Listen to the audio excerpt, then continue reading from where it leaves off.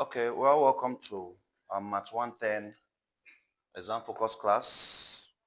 And I already listed the topics. This course outline for Math 110 have all been listed out. We have set theory, we have relation and functions, we have polynomials, factor and remainder theorem, we have quadratic equations, where you'll be questioned on alpha and beta roots of a quadratic equation. We have AP and GP. AP is arithmetic progression, GP is geometric progression. We have binomial expansion, also known as binomial theorem. Binomial expansion, also known as binomial theorem. We have complex number. We have complex number. We have trigonometry. We have trigonometry. We have swords. We have swords here. We have swords here. Swords. We have partial fractions. Partial fractions. And we have inequalities. We have inequalities. So we're about starting preparation for the exam Math 110 that is holding on Monday by 2 p.m. And if you notice, we have marked some topics already. And there are some that we've crossed like this, as you can see. We've crossed them like this. Now, the ones we have crossed like this are topics that have been taught before. It means that the video is already available. So what you just need to do is to scroll through the channel, although you will not see it, but you can send a message to get them if you need these topics. I've already taught them and the videos are available because it's impossible to cover all these topics in one day. We only have today, which is Saturday. Tomorrow is Sunday. So I'm taking the topics I've never taught before. Like I've taught them, but I've not taught them on record. So I'll be taking set theory. I've not taught it on record. I don't have a video for set theory. There's no video for relation and function. So I'm taking relation and function. There's no video for complex number. There's no video for trigonometry. There's no video for swords. And there's no video for inequalities. So these are the topics. The topics I marked are the ones I'll be taking currently in this class, in this video. If you are watching this video, the topics I marked are the ones I'll be taking. Why the ones I crossed are the ones I've taught already. So in order not to waste time, I just need to send you the video and you can watch them. I've taught very well on polynomials, factor and remainder theorem. I've taught very well on quadratic equation. The video is there. Alpha and beta roots. I've taught very well on AP and GP, arithmetic and geometric progression. There's a video for it. So you can, we have taught very well on binomial expansion, Some of these videos, if you scroll through the channel, you see them, but some of them you might not see them because they are only for our registered members. But if you send me a message and you want to access them, you can do that. So these topics have been taught and the videos are available. Partial fractions, I've taught very well on partial fractions several times, even during the workbook assignment time when we're solving different difficult partial fraction questions. I've taught partial fractions very well.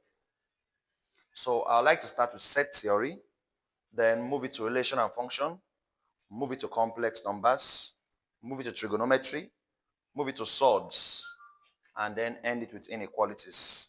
That will be our target for today. The topics that I have not taught before are the ones I'll teach today so that you can have a complete coverage of the Math 110 scheme of work.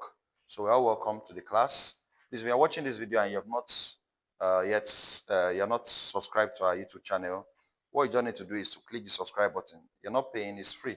You just to click the subscribe button, and the advantage of subscribing is anytime there's a video that can help you, you'll be notified. Only my subscribers are notified if there's a video that can help them.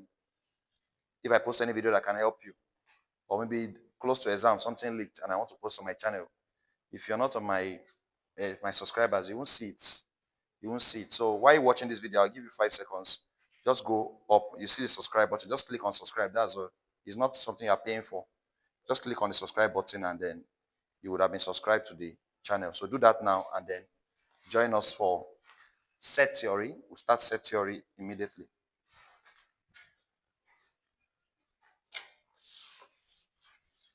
So let us clean the topics that I said have already been taught. They have already been taught. There's a video for them. Those of you present in this class physically, if you also need the video, you can request for it after the class. You can request for it after the class. So we can focus on these topics that we have not yet taught at all. So let me write them up here. Complex number,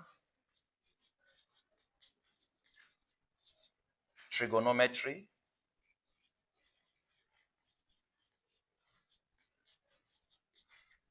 sorts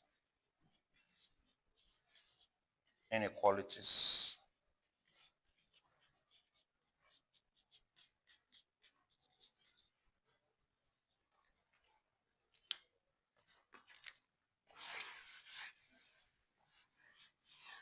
Now, class, let's start with sets theory. Let's start with sets theory.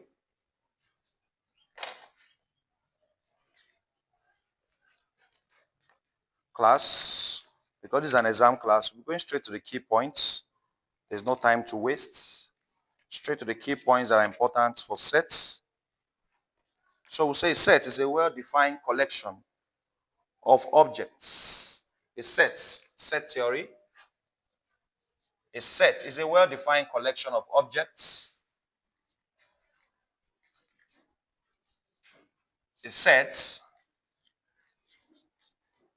is a well-defined collection. So the word well-defined collection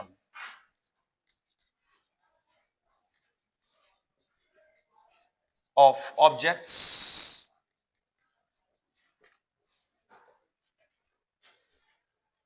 elements of a set, right? And elements of a set are referred to as the members of the set or points of the set.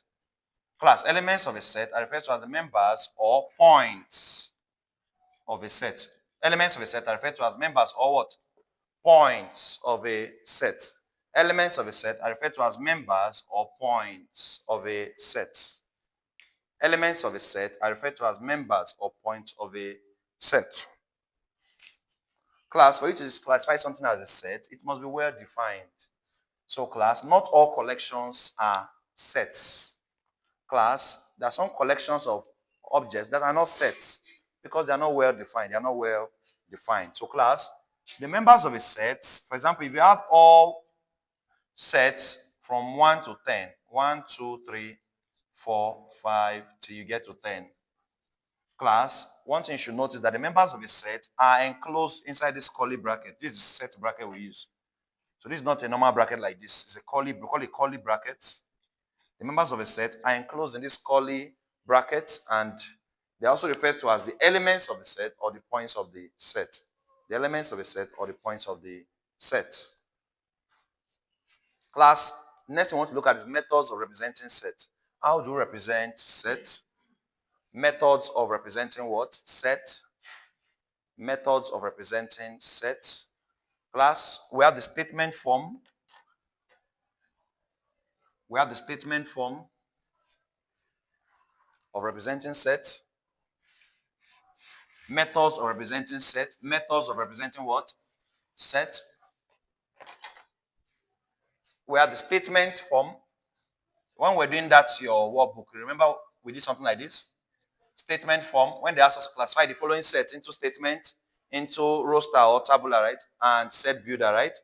We have statement form, we have tabular or roster form of representing set. Tabular or what? Roster. And we have the set builder. The set builder method of representing set. Class. Anytime you are given a set, is either it is given in form of a statement. For example, they say set of all states in Nigeria. That's a statement that has been made, right? All states in. It's your job now to now list the what? The members. Abia, Akwa Ibom, Rivers, Edo, right? So in a statement form representing set, a statement is made.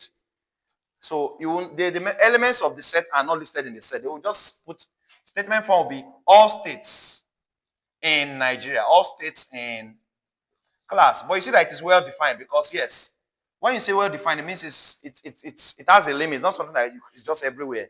It's not just a general statement. All states in Nigeria are defined, right? We know all the states in Nigeria, so it's well defined. So you see statement form, instead of giving the members of the set, a statement is made that allows you to what? Be able to figure out who the members of the set are. That statement form, all states in Nigeria, all departments in Uniports. All departments in Uniport is known. Or all departments under the Faculty of Science, even more defined. All departments under the Faculty of Engineering is a statement form. All departments of faculty of engineering, mechanical engineering, civil engineering, statement form of representing set. Now we have the tabular, also known as the roster form. Class, in the tabular form, they don't stress you with any form of complex listing. They just give you the members outrightly. Class, you don't need to figure out the members. The members are written out outright. So in this tabular or roster form, instead of saying all states in Nigeria, what will you say? You just say Akwa Ibom. You understand? The members are listed out already. But in statement form, they will not list members. They'll give you a statement that can help you to get the members. But in the tabular form, the members are just say like 1, 2, 3, 4. No stress in discovering the members. Members are written out outrightly. So that's called tabular or roster form. Class. And the last one, set builder, is they'll give you properties or characteristics that can be used to determine the set. This one that a subtype of set builder is when you have the algebra form. If we're given in an algebraic expression that help you to figure out the members of the set, you can be given a set notation. In the set builder form, different kind of characteristics of the set is given that helps you to determine the set. It's also called this, what we call this describing property method. It's also known as the describing property method. For example, you are told that A is a set of X. Let's do it this way. A is a set of X such that, and trust me, with the way they are being wicked in this exam, they will go for the tougher one. A is a set of X such that 2 less than X, X less than 10. Class, in this one, you have to build the set from a notation you are given. You have to find out what are the values of X that 2 less than X, X less than 10. You know it's your job to build the set. That's why it's called set builder. Set builder is your job to do what? To build the set. So you now ask yourself, X such that, class, anytime you see this sign means such. If you don't want to see, if you don't put this sign, they can put this sign. This is also such that, this is also such. So A is set of X such that 2 is less than X, X is less than 10. So it's your job to find out what are the numbers that are in 2 less than X and X is less than 10. You ask yourself, 2 is less than X. Class, if 2 is less than X, it means that X is greater than 2. If 2 is less than X, if you reverse the statement, it means that X is greater than, if 2 is less than 3, it means 3 is greater than 2, right? So class, so X is less than, greater than 2 and X is less than 10. What are the numbers that are greater than 2 and are less than 10? You have to list them out. Numbers that are greater than 2 but are less than 10. What are numbers that are greater than 2? 3, 4, 5, 6, 7, 8, 9. You stop at 9 because the other part of the question said it must be less than 10. X must be greater than 2 and must be less than 10. And you have now built the sets from, meanwhile, they didn't give us members. They gave us something that can help us to find the members. That's set builder. That's set builder.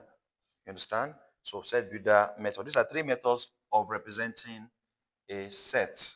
Now, moving on. I haven't talked about that. We'll go to set operations immediately. There's no time. Set what?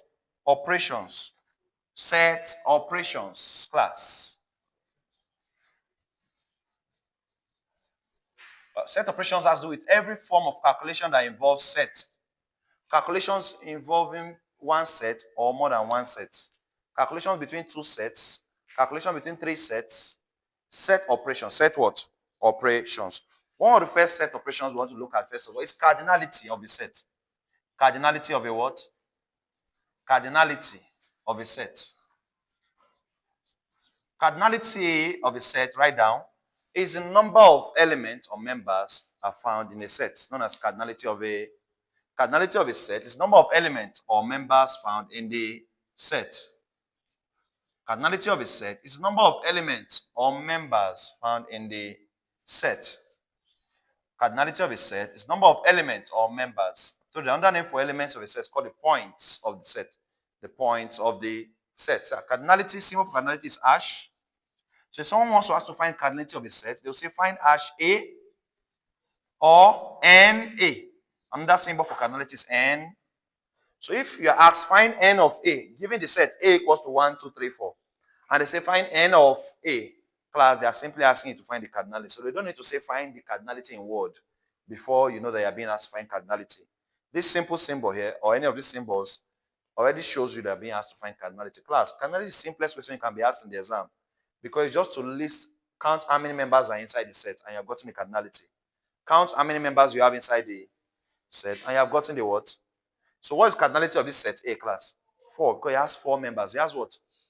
As simple as that, as simple as that. Permit me to move forward. There's no time. We have to cover all these topics today. Now, class, moving forward. After cardinality, the next set operation that is related to cardinality is power of the set. Power of sets. Power of sets. Power of a set. Class, the power of a set is used to determine the number of subsets a set can produce. The power of a set is used to determine the number of what? Subset a set can produce. Number of what? Subsets. Number of what? Number of subsets a set can produce. Class, there's a term in set operation that is known as subsets. Class, anytime a set is formed from another set, that particular set is called a subset of that set. Look up. We have A equals to 1, 2, 3, 4. Class, if I form another set B from set A, using some members of set A to form that set, for example, 2 and 3. 2 and 3 are members of set A. So B was formed from A, or B originates from A. Therefore, we say that set B is a subset of set. Class, this is a symbol for subset. This is a symbol for what? B is a subset of set A. B is a subset of set A. Because B was formed from A. So B is a subset of set A. B is a subset of set, because set B was formed from set A. Class, or we can say A is a superset of B. Class, the opposite of subset is superset. Super what? Set. The opposite of subset is superset. We can say B is a subset of A, or A is a superset of B. So sub means B came from A. Super means A produced B. Sub means B came from, so sub.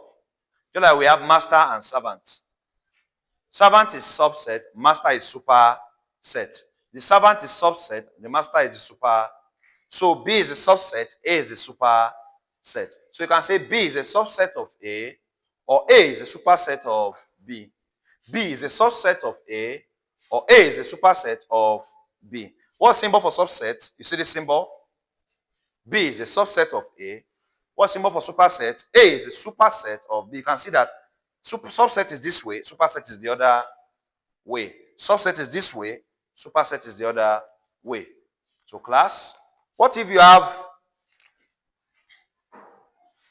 subset and also equal to? Class, just like we have less than or equal to and greater than or equal, we can have subset and also equal to. Class, if the set B is exactly like set A, that means B is also 1, 2, 3, 4. So B is not just a subset of A, because B was produced from A clearly, because all the members of B are in A. But you won't just say B is a subset of A. B is a subset of A and also equal to. So these are you write a subset and also equal to. Subset and also what? Equal to. Now back to what we're doing. We say power of the set helps us to know how many subsets, the number of subsets a set can produce. Class, what was the first subset we wrote in? 2 and 3, right? 2, 3. Class, it will interest you to know that not only set, this is not the only subset that set A can produce. Class, there are many other subsets set A can produce. There are many other subsets set A can produce or can form. Class, I can form another subset of A, C, equals to 1, 4. I can form another subset of A, D, equals to only 1. Just mentioning 1. E equals to just 2. As long as anybody I mentioned here is a subset of this guy, it's good to go. F equals to just 3. So you see that it's a long, like it takes a long time to actually determine all the subsets of A. Because class, the funny thing is that even this A's, every set is a subset of itself. Every set is a subset of it. Every set is a subset of itself. Class, so if you want to list the subsets of A, take a while manually. To take a while. Class, the funny thing is even an empty set, a set without any element, a set without any, is also a subset of this set. An empty set, a set without any element, is a subset of this. So to list all the subsets of set A, to take a long time. That's why the power of a set was introduced. The power of a set is a formula that can help us determine all the subsets a set can form without having to go through this rigorous process of listing them out. And the formula for the power of a set is 2 raised to the power of the cardinality of the set. 2 raised to the power n. Thank God we just finished learning cardinality, right? The power of a set is 2 raised to the power of the what? Cardinality. 2 raised to the power of the cardinality. We give it this power of a set. So if you can know the cardinality of the set, you can determine the power of the set, class. Class, what's the cardinality of this set? I just taught you now. Cardinality is 4 because it has 4 members, right? The cardinality of a set is the number of elements or members found in the set. So the power will therefore 2 raised to the power of what? 4. The power is 2 raised to the power of what? And what's 2 raised to the power of 4? 16, right? Class, if my power of set is 16, it means that this set can produce 16 subsets. 16 what? It means this set can produce 16 subsets. Because anytime you have the power of a set, you've also gotten the number of subsets that set can form. Anytime you get the power of a set, you've also gotten the number of subsets that set can. For class, yes, it can produce 16 subsets, but there are 2 types of subsets, you must know. There are 2 types of subsets. There are 2 types of sub. We have proper subset and improper sub. We have proper subset and what? Improper subsets. There are 2 types of subset, proper and improper. So class, they can go further and say determine the number of proper subsets of set A. Class, this formula power of a set helps know total number of subsets. When they now specify the type of subset they want to find, determine the number of proper subsets that set A can form. Or determine the number of improper subsets a set can. Class, every set has 2 improper subsets. Every set can produce 2 improper what? That's the set itself and an empty set. Improper is 2. The remaining is proper. So if someone produces 16 subsets, 2 is improper, 14 is. Please take note. Every set produces 2 improper subsets. Class, as soon as they give you a set, it's easy to know the number of improper subsets set can have. It's 2. Because the set itself and an empty, the 2 improper subsets of every set is the set itself and an empty set. The 2 improper subset of every set is the set itself and an empty. Those are the 2 improper subsets. The remaining 14 are what? Proper. So the first 2 subsets of every set are the set itself and an empty set, and they are called improper sub. The remaining 14 are what? Proper subsets. Proper sub. That's the definition of proper and improper. Proper and improper. Good.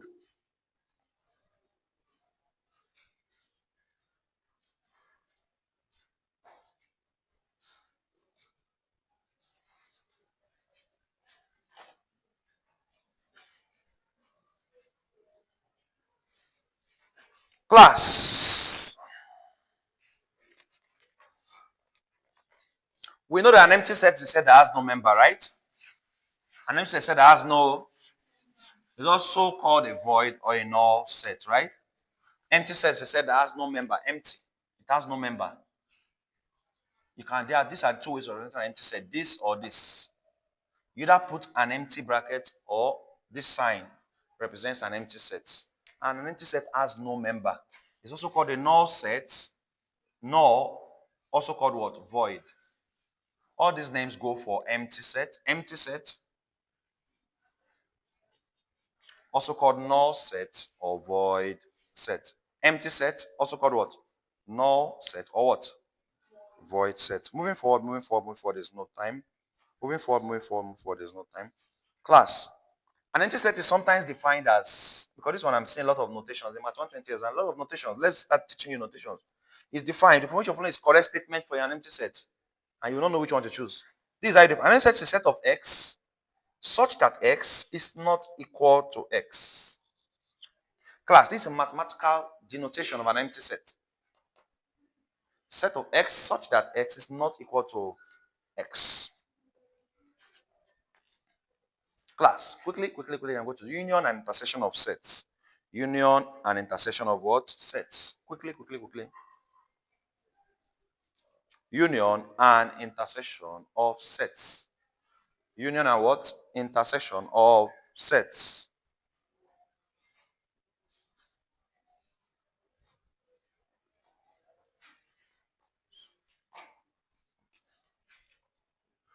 Class. The union of two sets A and B. The union of two sets A and B. The union of two sets A and what? B is denoted by A, U, B. The union of two sets A and B is denoted by A, U, B. The union of two sets A and B is denoted by A, U, B. And is a set of X. Is a set of what? X such that, don't forget this symbol here stands for, this slash stands for such that X is a member of set A. Class, this symbol stands for memberships. You will likely see it if they bring anything on set. You might likely see this kind of symbol. This symbol stands for membership. Class, this is a mathematical denotation of the union between two sets A and B. A set of X such that X is a member of what? A, or X is a member of B. So that X is a member of set A, or X is a member of what? B.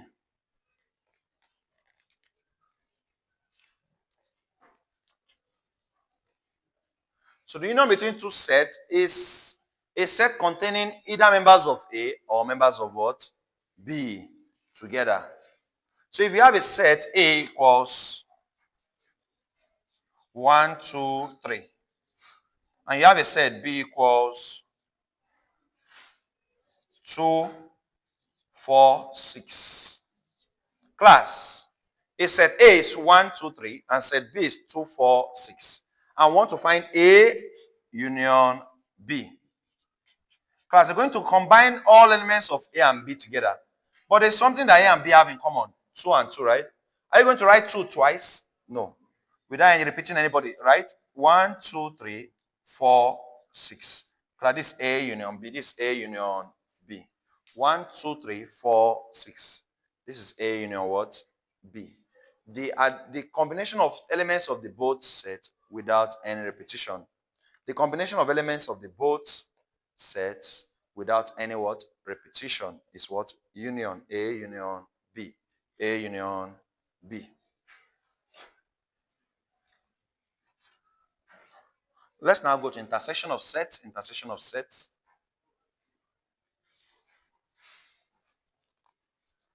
The intersection of two sets A and B. The intersection of two sets A and B. The intersection of two sets A and B. The intersection of two sets A and B denoted by A intersection, this intersection B, denoted by A intersection B is the set of X such that X is a member of A and X is a member of B. This is the mathematical denotation of intersection between two sets. This is a mathematical expression or denotation of intersection between two sets. Class, I believe that almost everybody here knows what to do if they ask to find intersection between two sets. It's elements that are found in the both sets, right? But if you ask to which of the following is the correct for intersection between two sets, option A, this, option B, this. This is correct. This is the correct what's denotation, mathematical expression for that intersection. Even if we know the meaning, if you are given options now, you say, which one is now? You might be looking at it and wondering, how do I denote all these signs? This membership, this such that. So this A intersection B is a set of X, a set of what? Such that X is a member of set, this membership of set A, and X is also a member of set. This is the mathematical denotation. I believe that we know what it means. Class, anytime A intersection B leads to an empty set, If A intersection B leads to an empty set, which of the following is true in the option? Class. Number 1, they say A, it means that A and B are equivalent. No. 2, B, A and B are equal. No. Class, it means that A and B are disjoint. Are what? Disjoint. Who are disjoint sets? Disjoint sets are sets that have no elements in common. They have no what? Class. Anytime A intersection B is an empty set, it means that there's no common element between A and, we say that A and B are what? Disjoint. They are disjoint. It means that A and B are what? Disjoint sets. There's no element in common between A and B. So they are disjoint. Anytime A and B gives an empty set, they are what? Disjoint. Class. Write down the universal set. The universal sets. The universal what? Set. The universal sets. The what? The universal sets.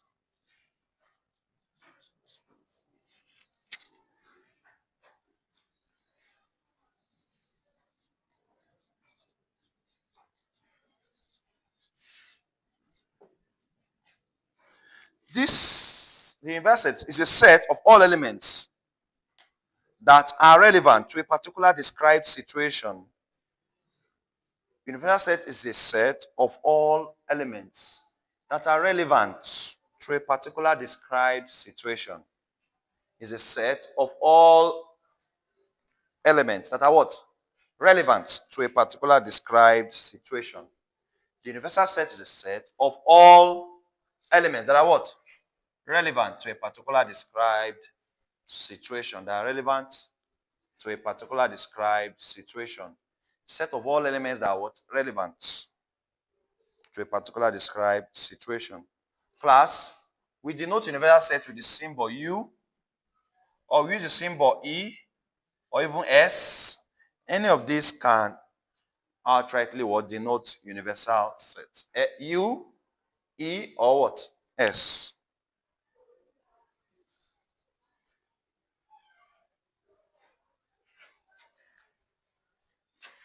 Class. So if you have a universal set U equals to 1, 2, 3, 4, 5. It means that if the universal set is 1, 2, 3, 4, 5, it means that no element can exist on that situation that will have a member that is greater than 5. All elements that will exist under this condition must be between 1 to, because the universal set is almost like the boss of all other sets in that particular instance. So once a question starts with the U is equal to this, any other set that must come out after U must be a subset of U. Must be a subset of what? So if you have a set A equals to 2, 3. Yes. Set B equals to 1, 2. Yes. All these sets are now what? Subsets of the universal set. Write down complement of a set. Complement of a set. Complement of a set. Complement of a set. Complement of a set. The complements of a set A. The complements of a set A. The complements of a set A is the set of elements in the universal set that are not in set A. The complement of a set A is the set of elements in the universal set that are not in set A. The complement of a set A is the set of elements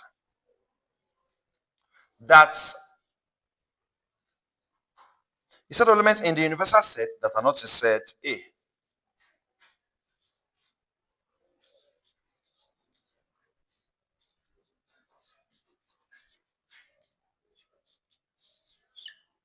The complement of a set A is the set of elements in the universal set that are not in set A. Class, looking at this.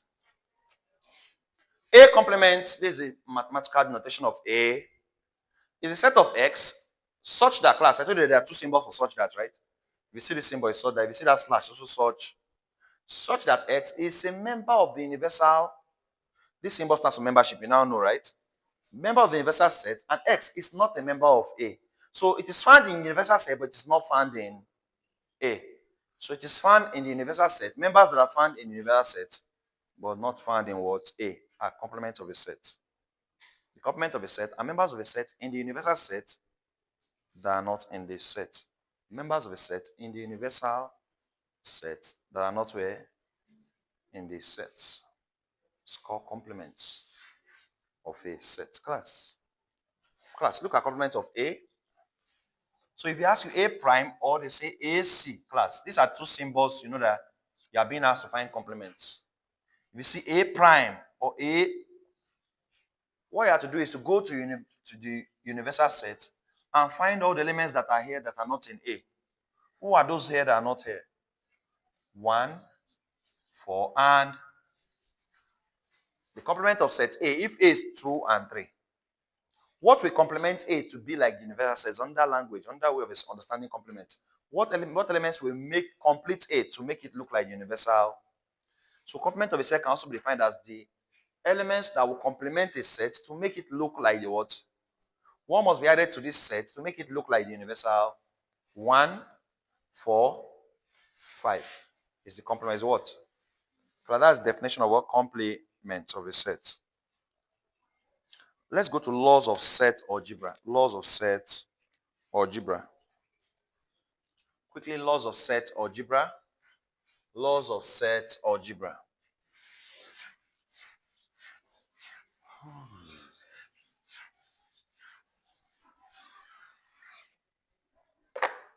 Laws of set algebra. One, we have the commutative law. We have the commutative law.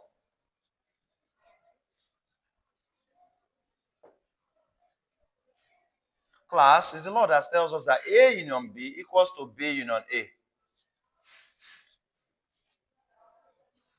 Also tells us, substitution of that law tells us that A intersection B equals to B intersection A. So class, who starts first does not matter. Anytime there's a union between two sets, who starts first does not. It's the commutative law that A union B equals to B union A. Class, remember the time I told you that physics will be your simplest exam. So far, if you consider your paper, which one was the simplest? It must be physics and probably biology. If you did your passion very well to biology. Okay, I think biology repeated a lot of past questions, right? Biology repeated a lot of past questions. But physics will be your, after you finish all the exams, you find out that physics is the simplest. Physics don't stress students that much. Although it's not as if it was very, very simple, but they still consider, they still what? Someone was telling me yesterday, I saw one of our students, says, the person that set our math 120 yesterday, that person does not have fatherly love. That person does not have what? He doesn't have fatherly love at all. Like, for people that some people just got admission, you're setting that kind of question. So that math 120 should have the highest number of Fs. And that's what happens I told you. I'm not saying for you, I'm saying, if you're saying God forbid, it's not for you. It's not a prayer point, it's a fact. It's a what? To have the highest number of Fs. Because I don't see how a normal year one can solve those questions. Someone that's, except you're extremely prepared. They went deep in the definitions. They didn't just give normal different. They went deep in the integration. Deep in the what? You're not good in math. You can't pass those questions. You're not very good in what we're praying for. Unless some people just get C and go their way. Some of you after first semester, you're not doing math. Just get your C and go your. Even if it's B self, B, C, some people will rush it, just grab it. Give me, I'll take. So if they see B now, so give me, I don't want. Who AF? I bet you give me that B. So it's like, we hope for the best, though. Pray for the best. Pray for the best. So, class, associative law. Law of set algebra, associative law.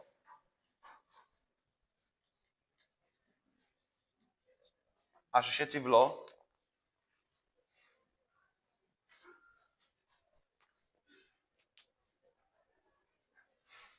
Associative law.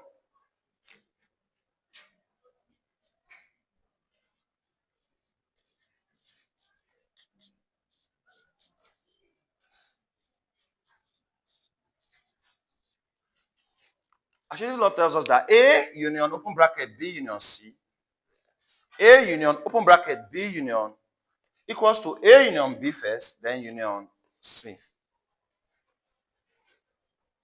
Also, a subsection of that law tells that A intersection B intersection C also equals to A intersection B first, then intersection C. Associative law. Class, you could just be given this statement in the exam. Which of the law of set algebra does this fall under? Class is OBJ exam, as you can see, I told you 35. It's just a pity we're not able to have a final periodic class on March 120. I feel that maybe to have helped in a way. But there was no space during the week. We check all the courses that we did final class. At least that phase we did final class. Some of the things I thought came out now. Elastic collision. I talked about collision, right? Elastic, inelastic, which of them is conserved? The answer is linear momentum.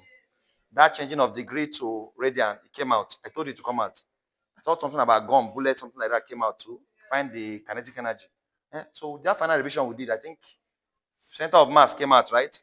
So, but that March 120, I knew it was going to be planned. There was no time during the week. Everybody was having GS. Some people said they're having GS on Tuesday, some had on Wednesday. So that one, we were able to do a final class on it, on that March 120, but it's a pity.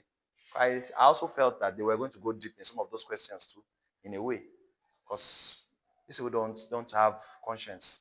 So, but this March 110 now, taking my time to really do it, I feel like this should be far better. So, just follow everything we're teaching and then practice very well. Practice deeply. Practice what? Deeply. Go deep. Go deep, because don't underrate anything again. Mathematics has taught us a lesson. Don't just study shallow. Don't just study what? Go deep. Anything you're talking, go into the hardest part of that thing. They can bring it out. You can see. They went to the hardest differentiation. They went deep. Integration, deep into like mature integration is what they brought. I saw the question. Mature. I was seeing sine inverse. I was seeing E. Wicked integrations. So go deep when you're studying. Anything can happen. Don't say, they will pity us, say exam, they will not read anything, they will not cover the syllabus now. That exam yesterday, they're supposed to have pity the guy, they did not cover the scheme of work, and they still set wickedness like that. No fatherly love at all. It's bad. It's bad, honestly, it's bad. 3, identity law. Identity law tells us that the union between a set and an empty set is the set itself. You could be asked which of the following is true, which of the following statements are true. Option A, this, option B, this. A union and empty set is A. A intersection and a universal set is A. A union, a universal set is universal set. And A intersection and empty set is an empty. What this identity law is just telling us that anytime a set, the union between a set and an empty set, the union between a set and an empty set is the set itself. The union between a set and an empty set is the set itself. The union between a set and a universal set is universal. Don't forget that E also represents universal, right? If I don't want to use U, I can use E. Why am I using E here? Because if I use U here, there's already union. U, it looks somehow. So A union universal set is universal. A intersection universal set is A. A intersection an empty set is an empty. The next one I want to look at is the idempotent law. 4. Idempotent law of set.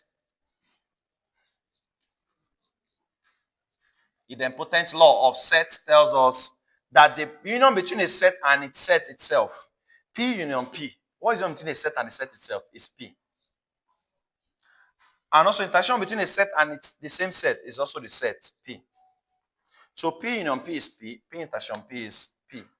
P union P is P. P intersection P is also what? P. P union P is P. P intersection P is what? P. P union P is P. P intersection P is P. Now, the next one is complement law. Complement law. Complement law is one that tells us that union between a set and its complement. Class, what is A union A complement? A union A complement will give you a universal set. Give you what? Because class, if you bring a set and you bring it complement, then everything is complete now. Because whatever is not in A is in the complement, right? Making it to be like a universal set. When you join a set with its complement, you have gotten a universal set. Because everything that is not in that set is in the complement of the. Don't forget. Class A intersection, the complement of a set. What will it be? Guess. What intersection between a set and its complement? Empty set. Right? Because a set and a complement are two different elements, right? Class. What of the complement of a complement? What is the complement of the complement of A? Is A. Is what? The complement of the complement of A is A. What about the complement of a universal set? Don't forget this symbol stands for universal. It's an empty, because a universal set is said to be complete. So nothing needs to be completed again. So it's an empty set. What of the complement of an empty set? The complement of an empty set is a universal set. The complement of an empty set is a what? Universal set.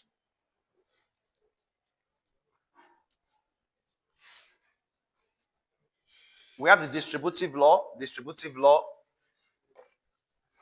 Distributive law.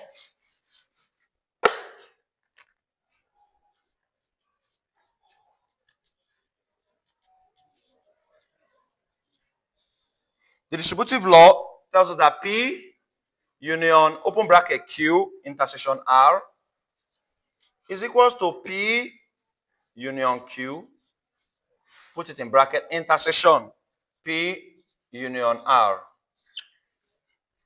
Class P union open bracket Q intersection R, P open brackets, P union open bracket Q intersection equals to open bracket P union Q intersection P union R. He also has that P intersection Q union R equals to P intersection Q union P intersection R. P intersection Q union R, P intersection Q union equals to P intersection Q union P intersection R. That's the distributive law. That's the sixth law we have done so far. And the last law is the De Morgan's law. Last law, De Morgan's law, then we ended with Venn diagram, then we're done with sets. De Morgan's law.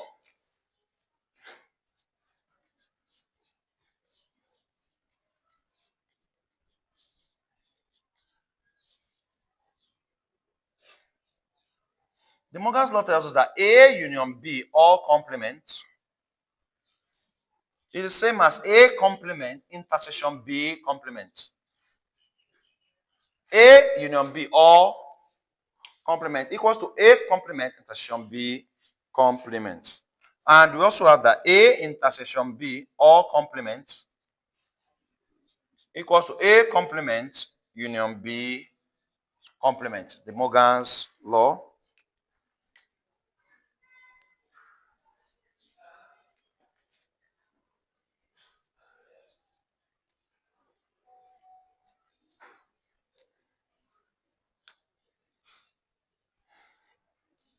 A union B all complement equals to what? A complement intersection B, and A intersection B all complement equals to A complement union B complement.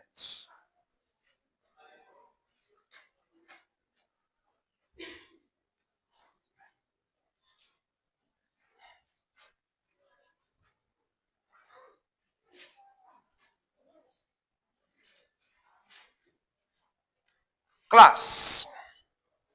Because of the nature of our exam is objective. You will not be given diagram like Venn diagram. But class, they'll give you set problems. They can give you what? A school of 100 students, 70 offer chemistry, 50 offer, find number of that kind of set problems like that. Or a school of 100 students. We have set problems of 2 and we have set problem of 3. I'll just give you a formula that will deal with that, so don't waste time. Class, take this formula down. When you have a set problem of 2 subsets, Number of A union B equals to number of A plus number of B minus number of A intersection B. Number of A union B equals number of A plus number of B minus number of A intersection B. But class, let me also add, before I even add number of A intersection B, plus class, plus number of, how do I put those that are doing none?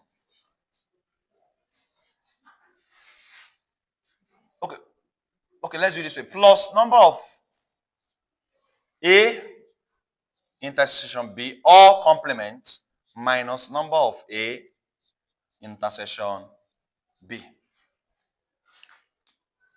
Class, number of A union B, this is a set problem involving two. If they're just two people in two cases, like one is offering chemistry, between chemistry and maths.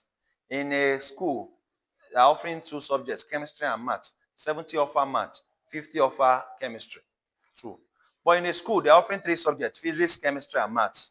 There's three set problem. Okay, most times they're always bringing two, but let's go deeper to three.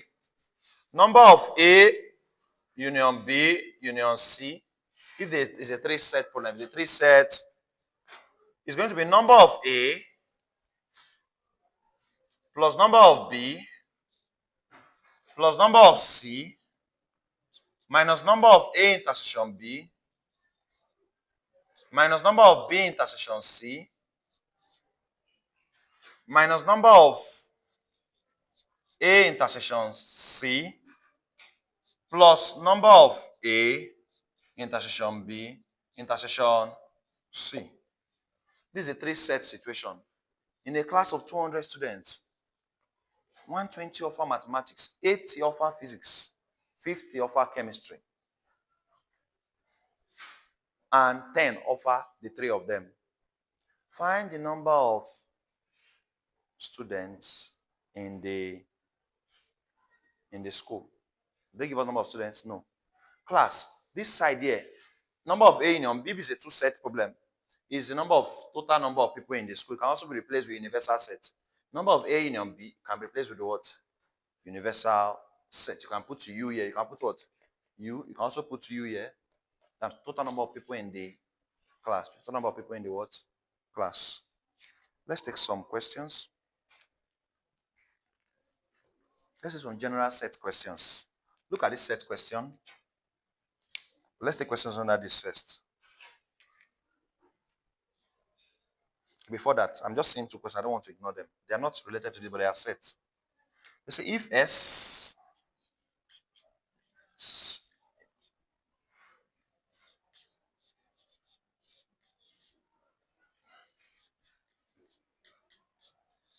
if this is a set S, then S equals A. 1, 2, 3, 4. B, an empty set.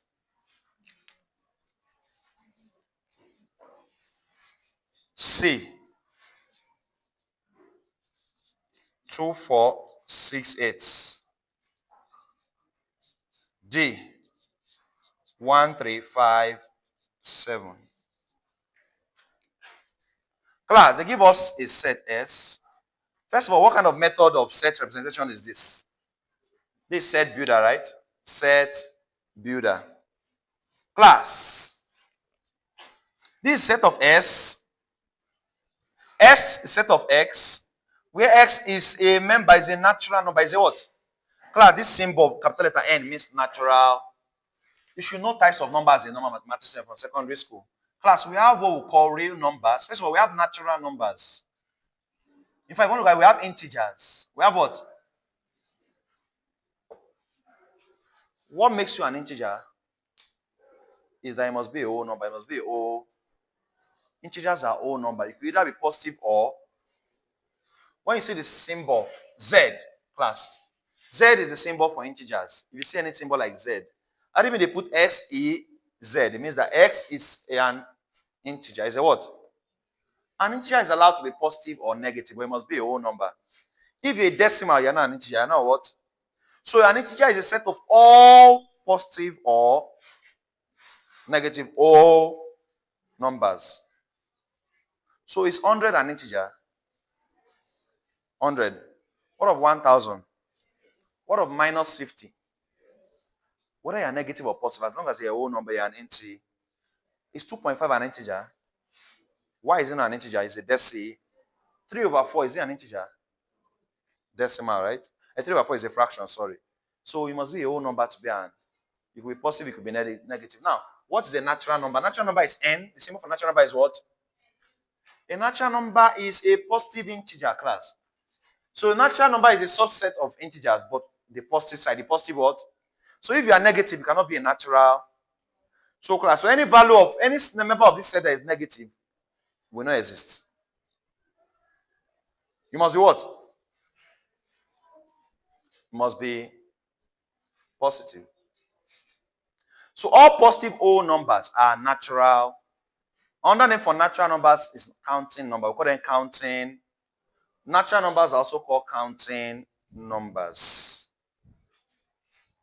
1, 2, 3, 4. Class, let's now decipher this. X is set of X, so that X is a natural. Because this membership, that means X belongs to all members of the natural. Such that X plus 2 equals to. So when you add any member of this set plus 2, it should give you what? What number will you add to 2 to give 1? Minus.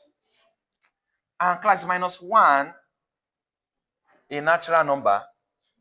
No. Therefore, the answer to this question is B. There is no member of this set. Because class, if you put minus 1 plus 2, what will you have? You have plus 1, right? The value of X that satisfies this equation is not a natural number. But the set said that for X to exist, X must be a natural. But the value of X that satisfies this equation is not a natural. Hence, my final answer is an empty. Do you understand? Because the set said X must be a natural. You see why? There's question they ask you, even if you have covered set. If they ask a question, one will still miss it and you say, they have not taught us. But they have taught you set. Actually, it's your job to go and work on that thing more. If someone teaches you differentiation, don't just stop there. I used to say that in class. There's a limit to what you can do in class. If I start entering set, only set, I will not even, today will not be enough. If I don't want to enter set, only set. But you're teaching and you have to cover a lot of topics. So most times as a student, you go deeper in anything they are teaching you in class. Go deeper. But I just thought, let me pick it. I could have also left it and said, because this is what I'm teaching. But I saw this, I said, if I leave this thing and I've taught set, many people are not able to answer this and I've taught set. It's not as if you did not teach them well. No. You have to go deeper when you're studying. In your personal study, you go, see this question? It's an empty set is the answer because X is a member of a natural number. I now have to go and teach natural. Go deeper. Natural numbers are positive whole numbers. So if the value of X that will satisfy this equation is not a natural, hence this set has no member because the member of this set that will have made this set exist does not fulfill the first condition. So this set has no members. Now, look at second, this is number 2. They ask here again. How many subsets does the set A, B, C contain? How many subsets does the set A, B, C contain? Class, if someone says how many subsets does this set contain, what are they asking you to find the power, right? The power of a set helps us to know what? The number of subsets a set can. Now, they don't want to say power, but everybody has crammed formula of power now. How many subsets does this set have? Simply asking you to find the power of the power of a set helps us to know the number of subsets a set can. So, how do you get power of a set? I taught it to this morning, right? I just taught it. 2 raised to the power of the what? N. Where N stands for the what? Cardinality. Where N stands for the. What's cardinality of this set class? I taught it today. 3. That'll be 2 raised to power. 2 raised to power 3 is what? So the power of this set is 8. And therefore, the number of subsets this set to produce what? 8. Is what? Go deeper. Go and take more questions. If I keep taking more questions, I will not leave this topic. You see, why it has to move forward is that I have a lot of things to teach. If you just come in, please take note that we have listed out all the topics in Math 110 and we have selected these ones out. Why? Because any topic that's not here has been taught already, is on record, is on our video, is on our YouTube channel. So I select us the ones that are not on record so that we can cover on time. So I don't have any of these topics on record, but anyone that is not here, like quadratic equation, polynomials, they are on record already. So you can always send you the video, you go and study it. So we can deal with the ones that you will not find, you have not recorded them yet.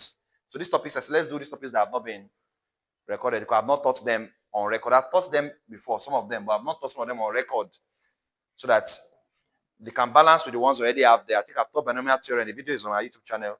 I've taught partial fractions on our YouTube channel. Alpha and beta rules of a quadratic equation is there. Are we together? So all the ones I've taught down on the channel, I said not to. AP and GP, I've done it before.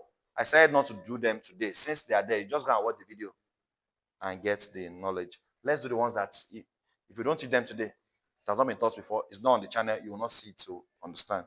So I know that today with set. Set is not on our YouTube channel yet. Now, let's now go to this question that will allow us to use these two formulas. Questions that allow us to use these two formulas.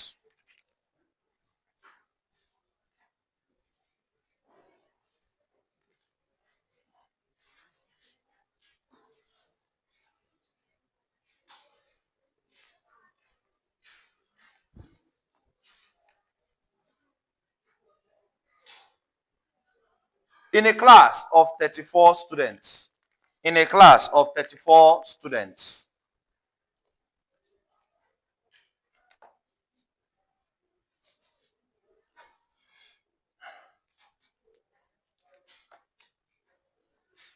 in a class of 34 students, in which all students must learn German and or Spanish.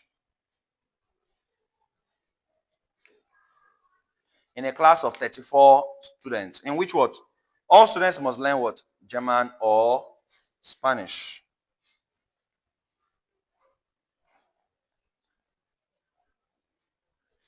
In a class of 34 students, in which all students must learn what? German or Spanish. If 19 study German and 25 study Spanish, if 19 study German and 25 study Spanish, if 19 study what? German and 25 study Spanish, and 25 study what? Spanish.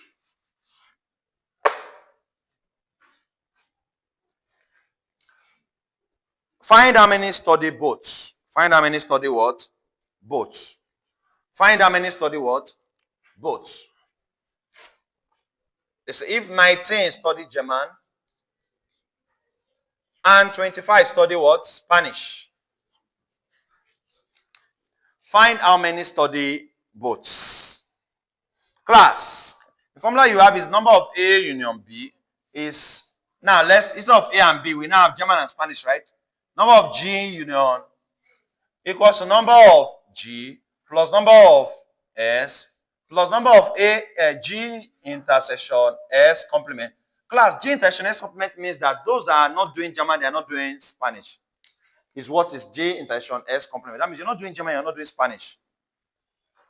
Class, sometimes some questions, they don't exist. Like in this question now, this, you must be doing one, right? The question clearly states that if each student must either be doing one of German or, so it means that in this side, that is 0, right? And this is number of those doing both, which is what we're looking for.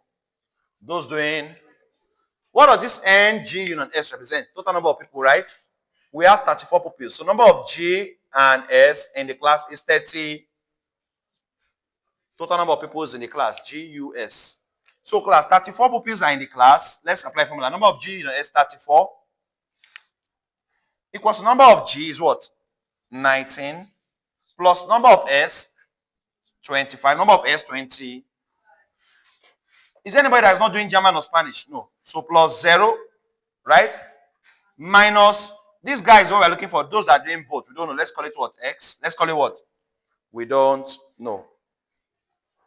This will be 34 equals 19 plus 25. 40, 44 minus X because 0 will go now. 44. So 34 equals to 44 minus 34 equals to 44 minus. Let's bring minus X to this side and let's bring 34 to this.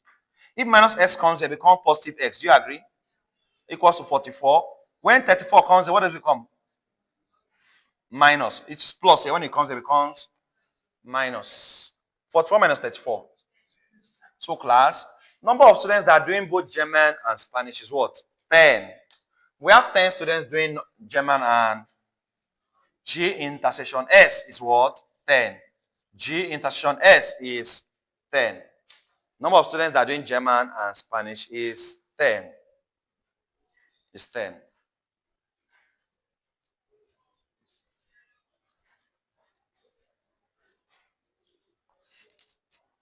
Class. Notice we have 34 students in the class, right? If you try to say, let me add 25 plus 19 plus 10, you have more than 34. You'll be wondering why. Number of German is 19. Number of Spanish is 25.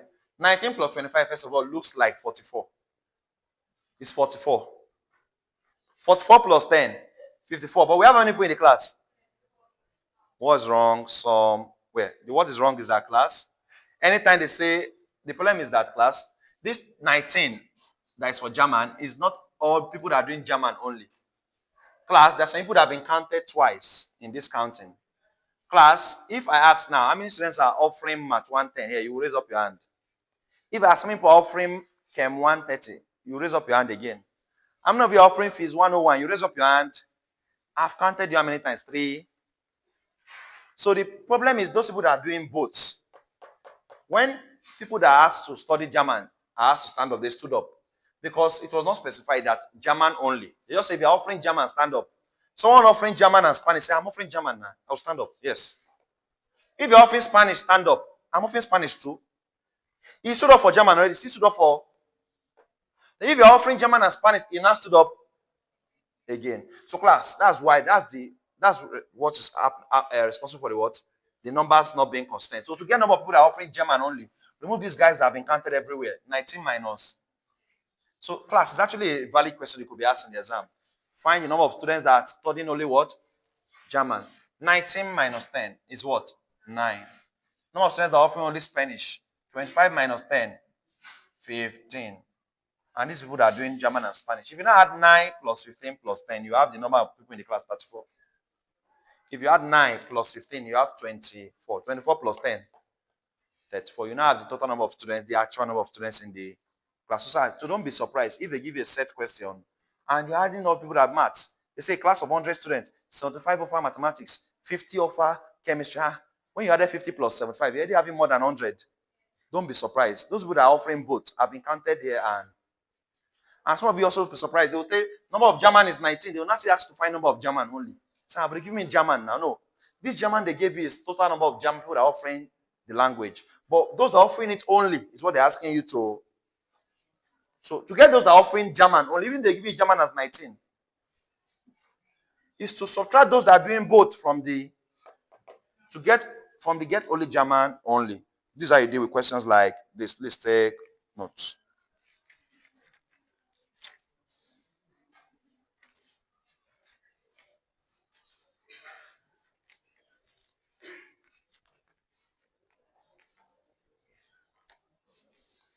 In a class of 100 students, on that question. In a class of 100 students. In a class of 100 students.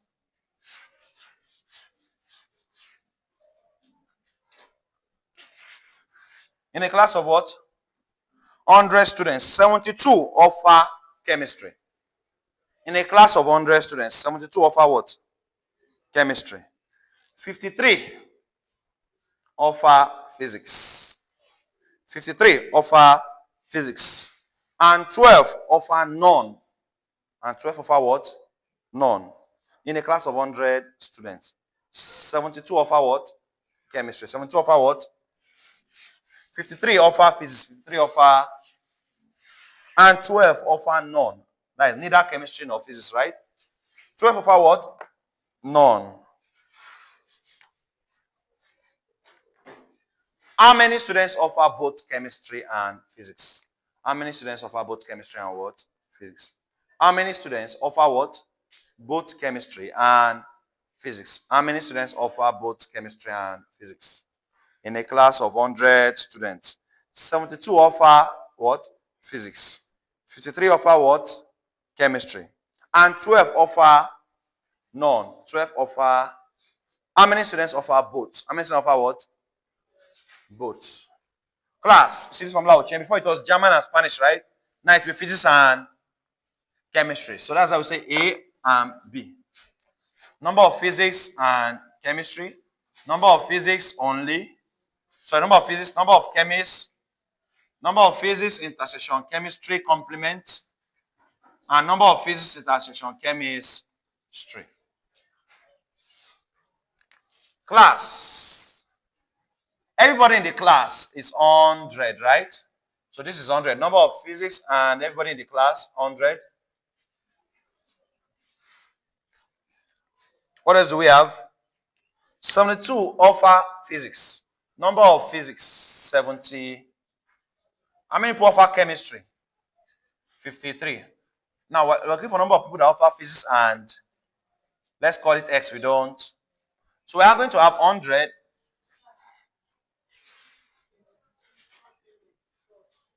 Yes, okay. Complement. People that don't do chemistry or physics.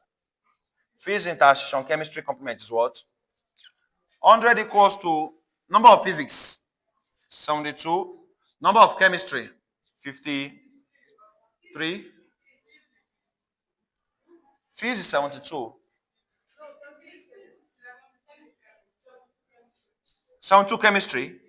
Physics, 53. Okay. What of those that do none? 12, right? Minus both. X, we don't. We're going to say 100 will now be equal to 53 plus 72 is what? Is 125. 125 plus 12. 137. 1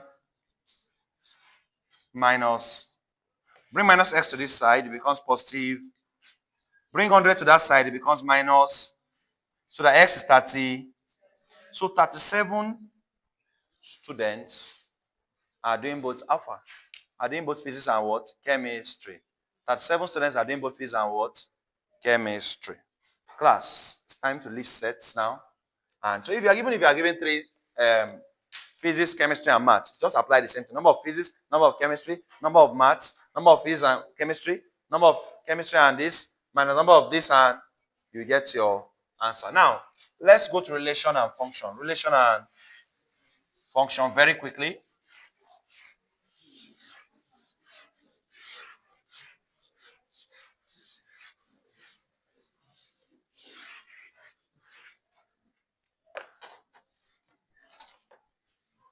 Relation and function. Relation and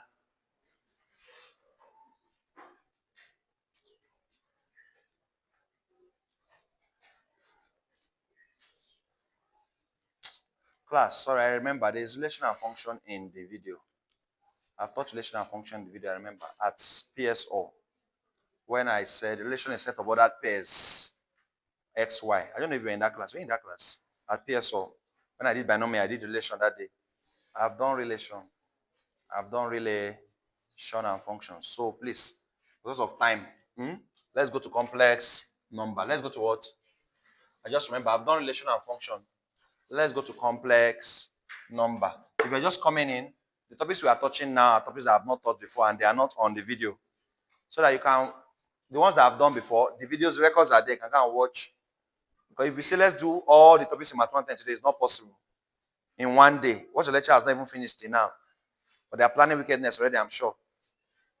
So now you can't finish everything in one day. So I said let's pick out the ones that we have not done and they are not on record. Why you go and watch the ones that we have done before? To increase what? Our efficiency in what we are doing. Let's go to complex number. Complex what? Numbers. Complex number. Class. If they give you, quickly before we go to complex number, if they give you a function and they say you should find the composition of the function, I believe you should know what to do. If f of x is 3x plus 1, and g of x, for example, is sine x, and they say find f of g of x. Like this composition of function. This is what? It's called composition of f of g of. If f of x is 3x plus 1 and g of x is sine, and they say you find f of g of x last, what you have to do is now recognize your primary and your secondary function. I've taught this before. Remember, I said recognize who is primary and who is secondary. I've taught even before I recorded, I taught it again in PSO. Put it twice. Recognize your primary and your secondary what? Function. F, the first function mentioned is primary. The second function mentioned is second. Now, f of g of x means that the primary function will carry the secondary function. That means you have to impute the secondary function into the primary function. Class, you take the whole of the secondary function? G, right? Who is that? Is sin x. Take the whole of sin x and substitute it for x in the primary function. So replace x in the primary function with the secondary. This will now be 3 sine x plus, that's f of g of. This is how you find composition of function. This is how you find what? Composition of. Take the secondary function and impute it into the primary. How do you impute the secondary function into a primary function? By removing x and putting sine x. How do you know is your primary function? The first function mentioned, f is primary. Because the question says f of g of. So f is primary, g is what? Secondary. I think they said g of f of x, class. You could also have been asked to find g of what? In this case, g is primary, f is. This time around, you are putting f inside g. So, class. This time around, you are carrying this whole of f and putting it inside this place. Inside this, it will now be sine 3x plus f of g of f of x is sine 3x plus 1. But f of g of x is 3 sine x plus.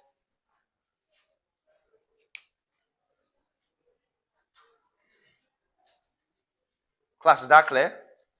And this is even combination of two functions. We can also have combination of 3 functions. A third function could be introduced there, whereby you have h equals to 3x. So f of x is 3x plus 1, g of x is sine x, and h of x is 3x. Class, this is composition of 3 functions. Composition of what? In this case, you have to find f of g of h.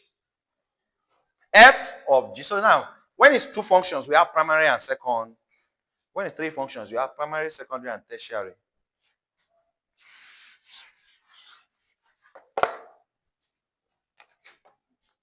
F of g of h of. Imagine you have to find f of g of. Class, in this function, this is how you go about it. First of all, forget about f. Deal with the last 2, which is g of. If you were asked to find g of h, class, follow me. G of h of x. What does it mean? It means that g is primary and h is what? So g is carrying h, right? It means that the whole of h will come into g. So that g of h will be what? Sine 3x. Do you agree? G of h means that h will come inside this place and become sine. So g of h is what? Sine 3. But now, if we have g of h as sine 3x, we're not looking for f of g of h. F of what? It means that g of h is now our secondary. F is our primary. So f wants to carry sine 3x. F wants to carry what? Who is f? 3x plus. So you replace x here with who? Sine 3. So the f of g of h of x will be what? 3 into bracket sine plus, which is 3 sine 3x plus this f of g of. So when you are given composition of 3 functions, first of all, simplify the 2 functions in front. Simplify the what? Bring out the 2 functions in front and get the answer. Then let those 2 functions now be secondary. That will now enter this primary. Do you understand? Let us assume we are given another one. What if we are asked to find h of f of g of x? Let me scatter that. H of what? F of g of x. H of f of g of x. In this case, h is the primary, right? First go and get f of g. First go and get what? We first go and get f of g. Remember I said do it anytime you are trying 3 for h, f, and g. Get this last 2. F of. Let's get f of g. What's f of g of x?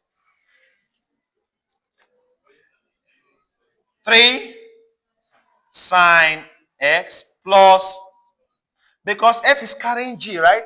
So the whole of g will come into f. How does a function go into another function? By replacing x in that function, right? So sine x will come and replace x inside this. So instead of 3x plus 1, we have 3 sine x plus 3 sine x plus this f of g. You have made our work easy. But the question says h of f of g. Now h is primary. H is now carrying f of, who is h? 3x. H is what? 3x. But you want to make this f of g to come into h, right? So you take the whole of f of g and replace x here with it, right? Replace x here with, what will it now become? It will be 3, open bracket, 3 sine x plus, now use 3 to open the bracket, 3 times 3. 9 sine x, 3 times 1, 3. 9 sine x plus, that's h of f of g. That's composition of function for you. That's simple understanding of composition of what? Function.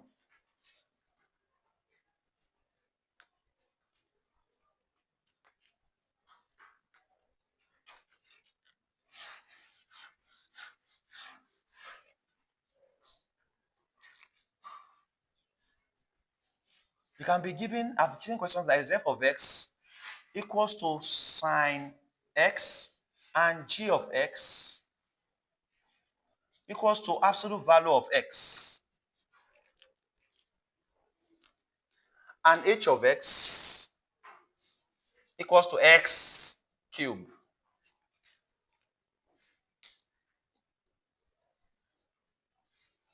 F of x equals to sine x. G of x equals to, this symbol stands for absolute. And h of x is x cubed. And we have to find f of g of h of x. F of g of h of, and we have to find f of g of h of x. F of g of h of, class, f of g of h of, what I tell you always do anytime you have 3 compositions, first get the 2 in front, right? Get the 2 in g of h of x. G of h. Class, G wants to carry h, right? It means that if G is to carry h, I want to get this first 2 now. G of h of x. If G is to carry h, it means that this OH should come and replace x here, right? So G of h of x will be what? Absolute value of x raised to power. Absolute value of what? That's G of h of x. I hope you're following class. Now, F now wants to carry everybody here like this. F wants to carry what? And who is F? Sine x. Class, the x we're interested in because if F is to carry anybody, this x will go and that person will come in. Whoever F wants to carry will come. So F of G of h of x will now be sine. This guy will enter inside sine of the absolute value of x raised to power final. That's F of G of h.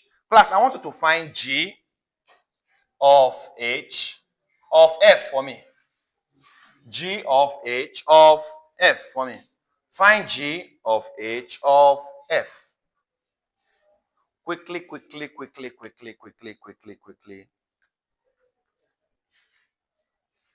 Find G of what? H of f.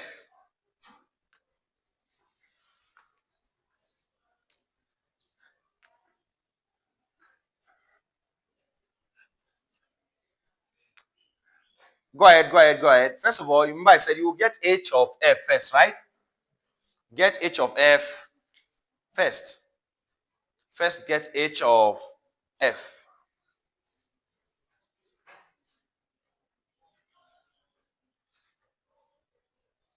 You're done. That's good. H of f is what? H is carrying what?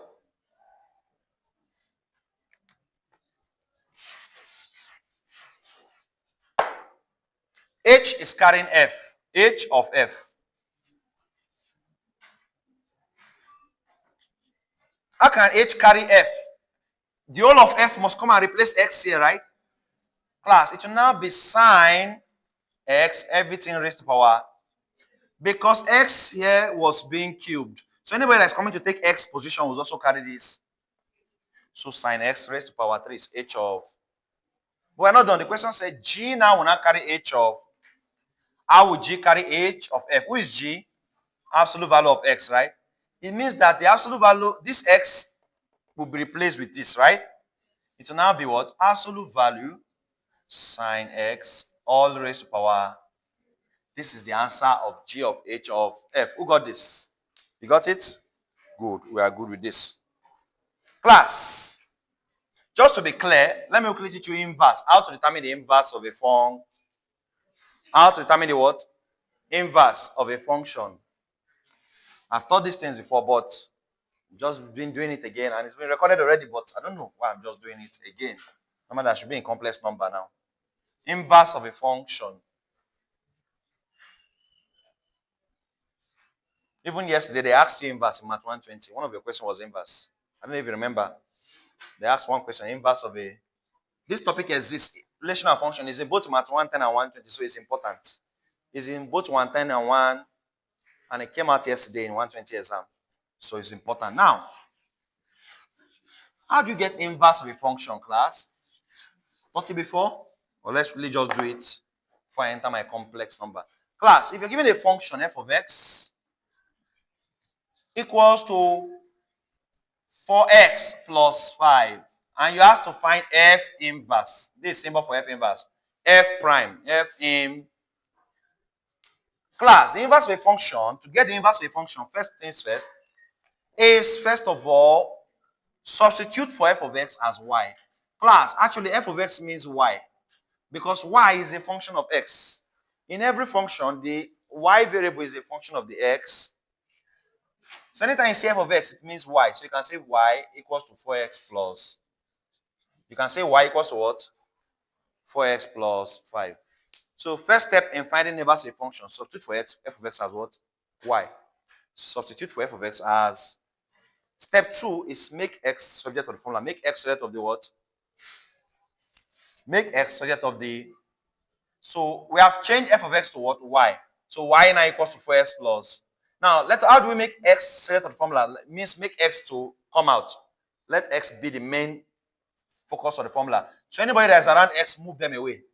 Class, this plus 5 comes here and becomes minus y minus 5 equals to 4x. There's still 4 with x. Make 4 leave x. We need only x to be alone. How do you make someone subject of the formula? Make him be alone in one part of the equation. Let others be in the other part. So we need only x to be alone. That's how you make x subject of the formula. Divide both sides by 4 so that 4 can go from x. Divide both sides by what? 4 cancels 4. So x is not alone, right? X is not equal to what? Y. You have made x subject of the. You have made x subject of the y minus 5 over 4. After making x subject of the formula, you now exchange the position of x and y. Let x and y exchange positions. So let x go inside. Let y come outside. Who are those talking at the back? So y will now be equal to x minus 5 all over. And class, once x and y have exchanged positions, you have just gotten the inverse of the function. Once your x and your y have exchanged positions, you have gotten the what? So after making x of the formula, let x go to the position of y and let y come to the position of. And class, you can answer that f inverse is what? X minus 5 all over. Class, you can now say find f inverse of 8. Find f inverse of what? Class, you can also be asked to find inverse of a function of a particular number to a constant. F inverse of 8 means after finding the inverse of the function, you see everything we did there. Substitute for x as what? 8. Substitute for x as 8 minus 5 over 8 minus 5, 3 over 4. So f inverse of 8 is 3 over 4. So class, they could ask to find inverse of a function without putting a number beside the inverse. Or they can say find f inverse of a particular number. If you ask to find f inverse of a particular number, you first find the inverse of a function, then substitute for x at that particular number to get your final answer. Get your final what? Now we can go to complex number. Complex number. Class can practice deeply. Practice more questions. Don't study shallow studying. Study deeply. You can see that the maths exams are not for the weak. If you're not ready, you're not ready. Study deeply. Study what? Deeply. Complex number. Complex number. Class, a complex number is made up of two parts. A complex number is made up of two parts. The real part and the imaginary part. What makes up a complex number is real plus imaginary. Real plus imaginary makes up a complex number. Even in your test, this complex number was asked. It's a very likely exam question. Complex number is a likely exam question. Complex number. Class.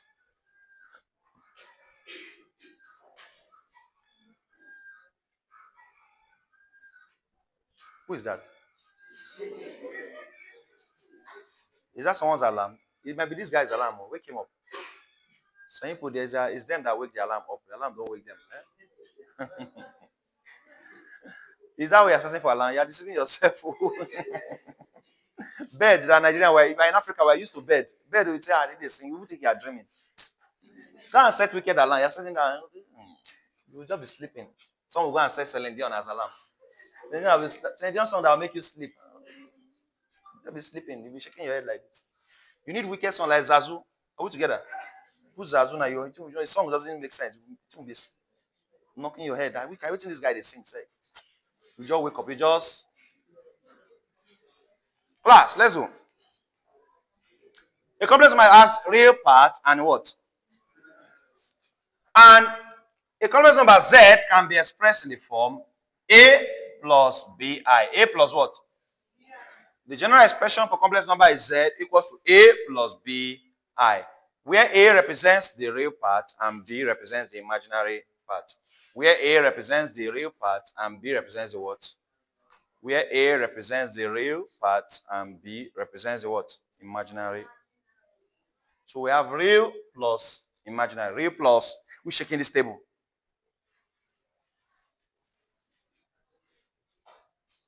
Real plus what? Imaginary.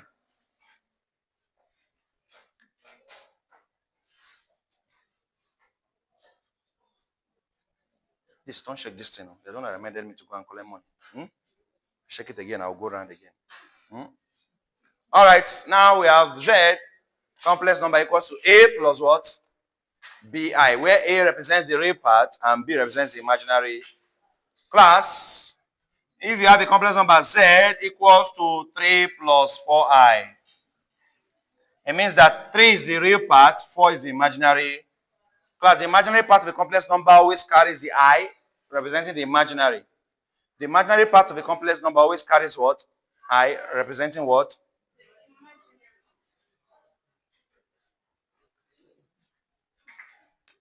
Write down. Modulus of a complex number. Modulus of a what? Modulus of a complex number. Modulus of a complex number. Modulus of a what? If you have a complex number Z and you have to find the modulus. Class, the symbol for modulus is this symbol. Class, give me the complex number Z equals to 3 plus 4i.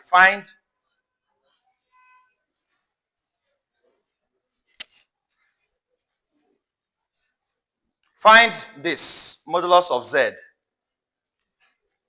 Class, find modulus of a complex number. You're going to say square root. Start with a square. What? Why?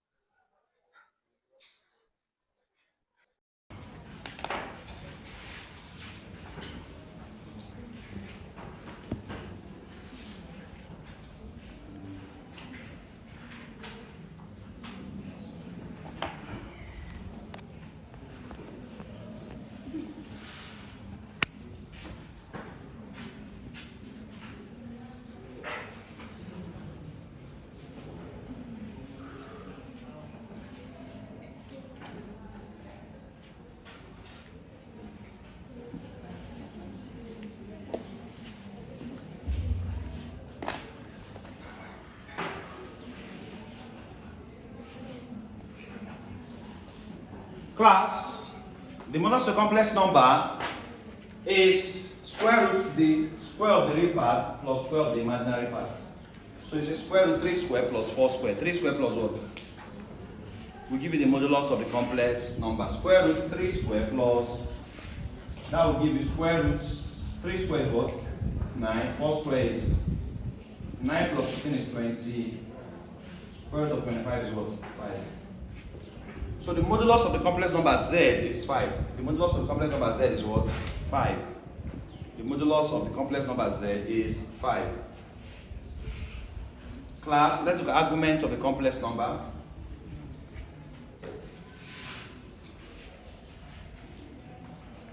Arguments of a complex number.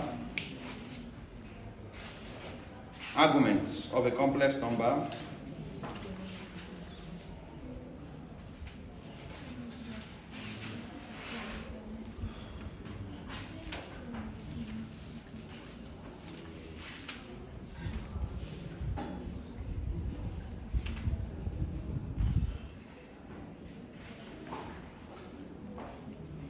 Class, the argument of a complex number using the same complex number z equals to 3 plus 4i. Class, ARGZ, this symbol of argument, equals to tan inverse of b all over a. The argument of a complex number is tan inverse of b all over a. Don't forget, b is the what? Imaginary part, a is the real.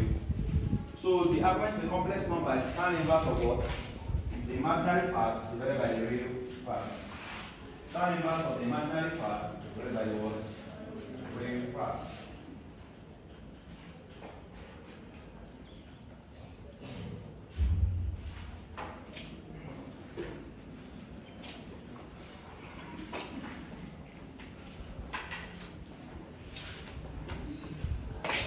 So if they have to find the argument of this complex number, what are you going to say? It's going to be tan inverse of 4 all over. That will be tan inverse. What is 4 over 3? 1.33. Tan inverse of 1.333. How do you get that? Shift tan, right? Shift tan 1.333 will give us what? You see? 3.13 degree. 3.13 degree.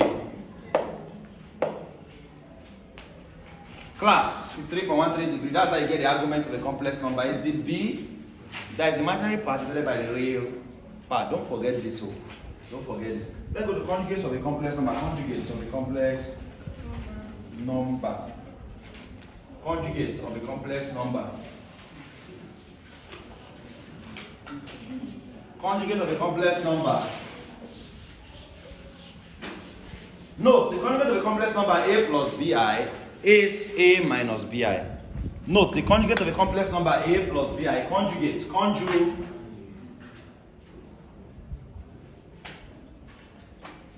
of complex number. Conjugate of a complex, the conjugate of a complex number a plus bi is what? A minus. So the conjugate of any complex number is the opposite sign of that same complex number. So if you have 2 plus 3i and decide find the conjugate is 2 minus 3, the conjugate of 2 plus 3i is 2 minus 3i. The conjugate of 7 minus 4i. What's the conjugate of 7 minus 4i? 7 plus 4. What is the importance of conjugate of a complex number, class? Is used in simplifying a complex number. Class, in your exam, you will be asked simplify the complex number. Class, anytime you have, just like a sword, anytime you have a complex number, like giving the complex number z equals to 4 plus 2i all over I minus 3. And it says simplify the complex number. I say, how will I simplify it? What should I do? You are given a fraction as a complex number that says simplify. You're supposed to multiply both numerator and denominator by the conjugate of the denominator. multiply both numerator and denominator by the conjugate of the denominator. What's the conjugate of I minus 3? I plus 3 all over I plus 3. This is how you simplify a complex number that is in fraction form. That is a complex number that has both numerator and denominator. Multiply both numerator and denominator by the conjugate of the denominator. So the conjugate of I minus 3 is I plus 3. I must inform you, class, that anytime you multiply I times I is I square is what? And in complex numbers term, I square is minus 1. I square is what? Please take note. I square is what? How did we derive I square as minus 1 in complex number? Class, we started from trying to find the square root of a negative number.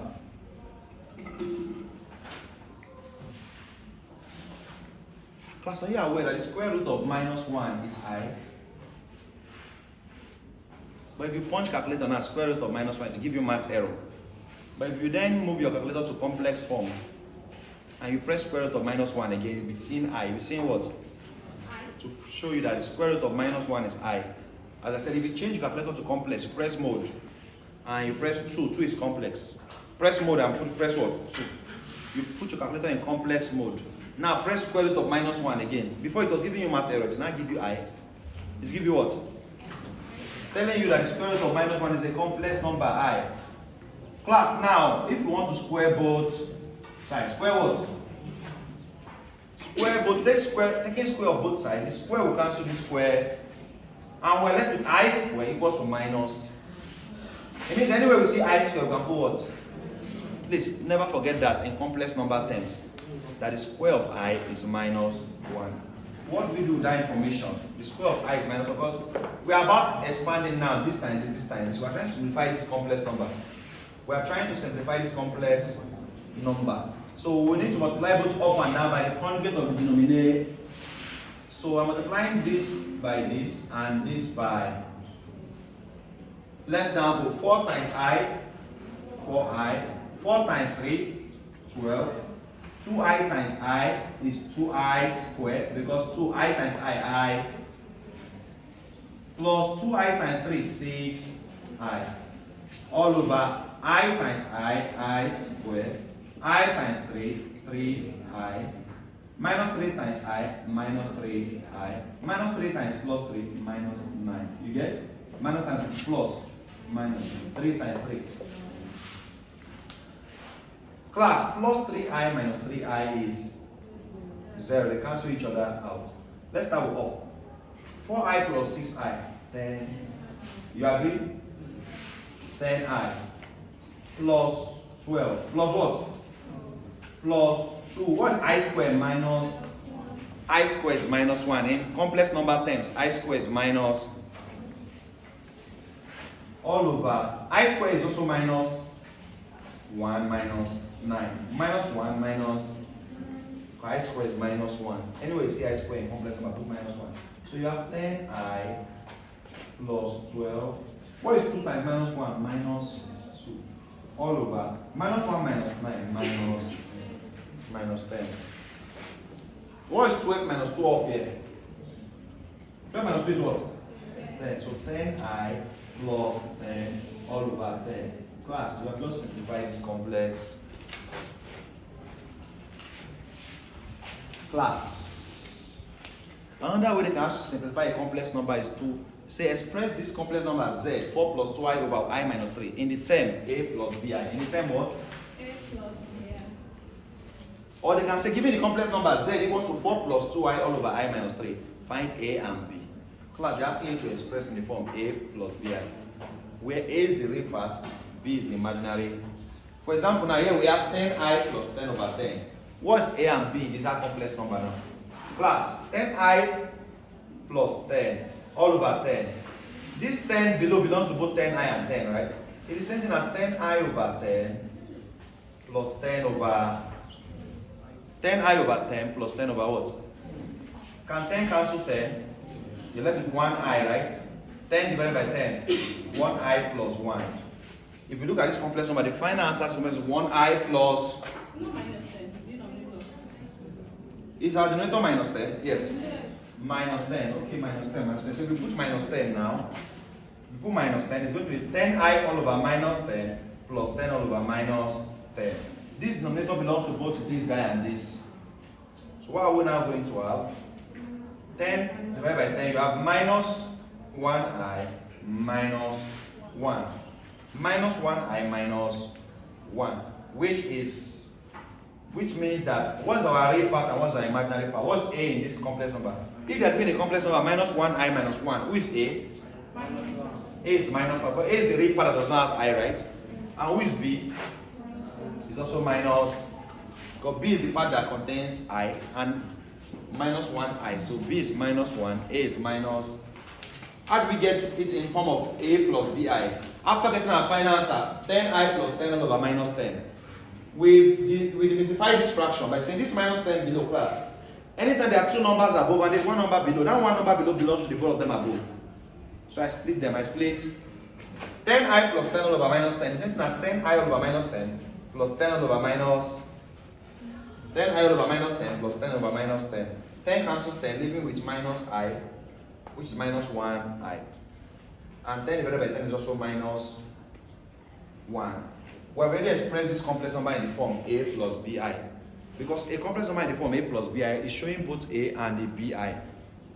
A complex number in the form a plus bi is showing the real parts clearly and the imaginary part what? Clearly. When the question started, it was not clear who is real and who is imaginary. Because we have 4 plus 2i, I minus 3. Who will you call a and b here? It's very difficult, right? So by multiplying both up and down by the conjugate of the denominator, you're able to simplify the complex number. You're able to simplify the complex number. Class, you could be asked to express the complex number in polar form. In what?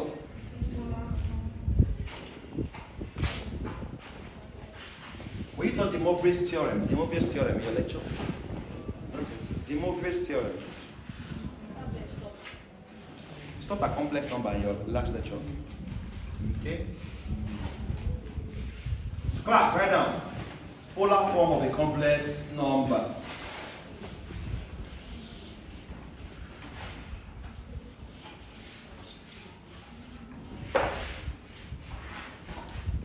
Class, the polar form of a complex number is expressed as follows. Polar form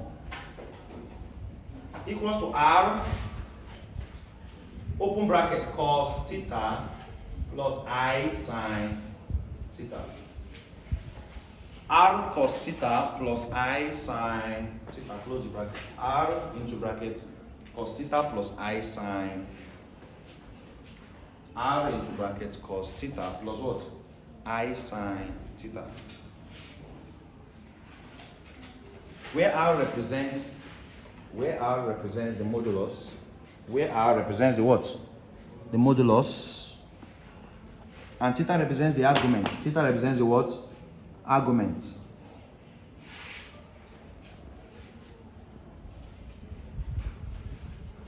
Where R represents the modulus and theta represents the what? Argument.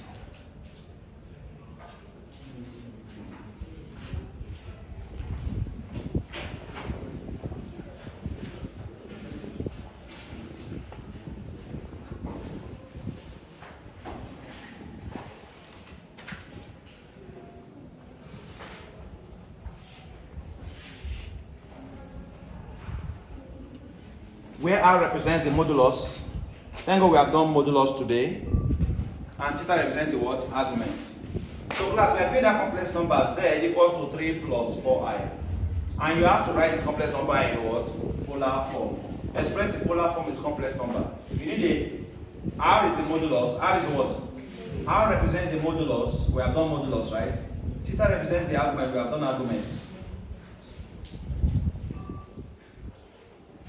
Class, what is the modulus of this complex number? I've done it before, it's 5, right? Because it's the square root of 3 squared plus 4. And 3 squared is 9, 4 squared is 16, right?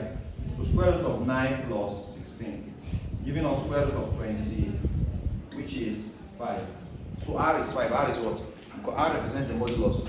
I've also done the argument of this complex number, right? What's the argument? Just for revision's sake, it's tan inverse of the imaginary all over the real parts. The imaginary is 4, the real is what? 3.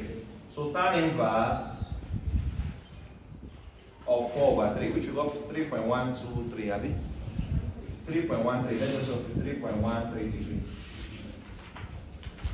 Class, I've gotten the modulus R as 5 and the argument as 15.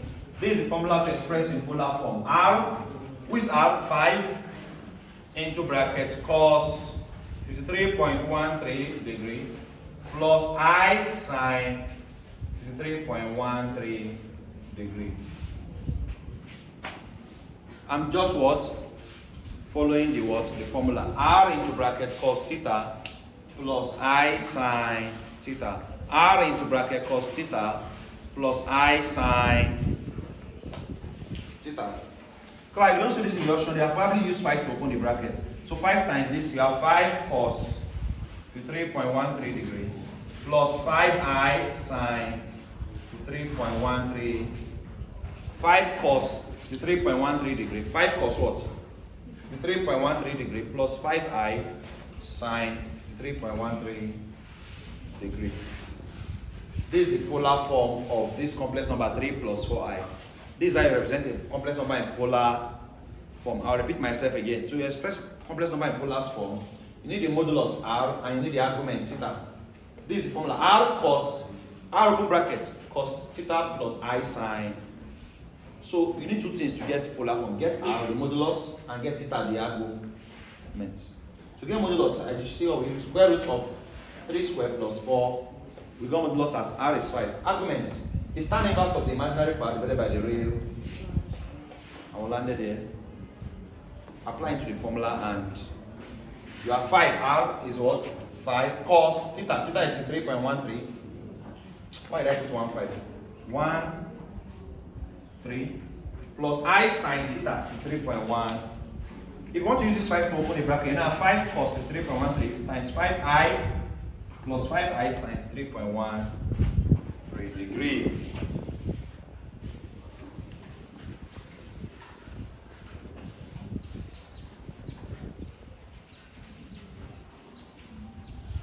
Were you taught the Argand diagram? The Argand diagram, but exam is OBJ. It's very unlikely that it will come out though. But it's OBJ, there's no way they can ask you. But just write down the Argand diagram, let's just give information on it. But I think they asked in the test, one test letter, whether engineering also. And then they asked in engineering, Argand diagram. The Argand diagram, write down, of a complex number.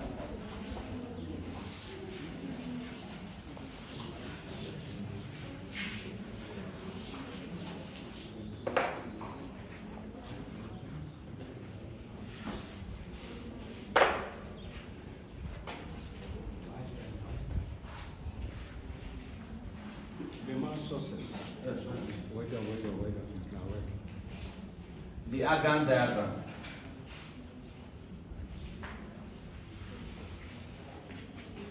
This is simply a pictorial representation of complex numbers. The Argand diagram is simply a what?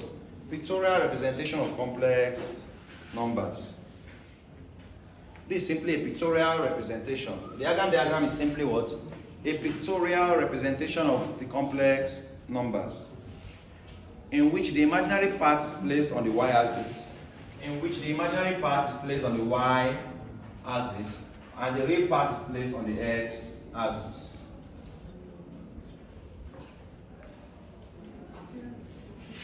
It's a pictorial what? Representation of complex numbers in which the imaginary part is placed where? On the y-axis and the real part is placed where? On the x-axis. The imaginary part is placed on the y-axis, the real part is placed on the x-axis.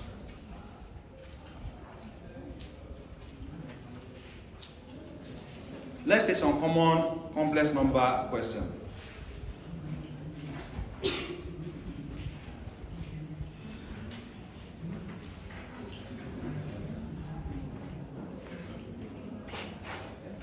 Class, simplify. I raised to power 3. Option A minus 1. Option B minus I.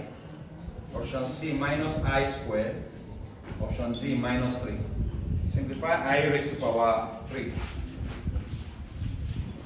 Simplify I raised to power what? 3.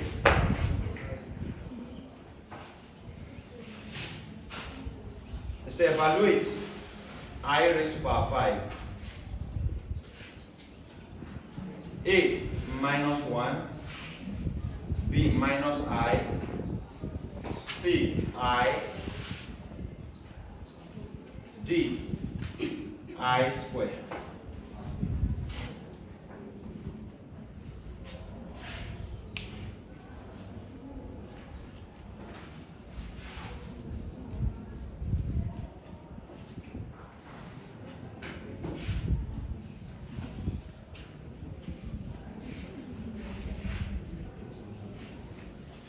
Find 2 plus 3i plus 4 minus I. Class, addition and subtraction of complex numbers. When you're adding and subtracting complex numbers, only the real parts can add up the real parts, and imaginary parts add up the imaginary. Please take note. Now look at this now, 2 plus 3i plus 4 minus I. Class, 2 can add up 4, and 3i can work with minus I. So real to real, imaginary to. These are you do questions like this. Don't just leave it and think it's hard. For example, 2 plus 3i plus 4 minus I. 2 plus 4, 6. 3i minus I is 2i that means 3i minus I. 3 minus 1i now. 3 minus 1, 2. Final answer is 6 plus 2i. Don't stress yourself. Anytime you're adding up two complex numbers, class, add up the real part of the first complex number to the real part of the second complex. And imaginary part of this guy to imaginary part of this. So real to real, imaginary to. Notice I said 2 to 4, 3i to minus 1. Even if it's minus that I said, do the same. Just like this minus that I will say, oh, you have done first.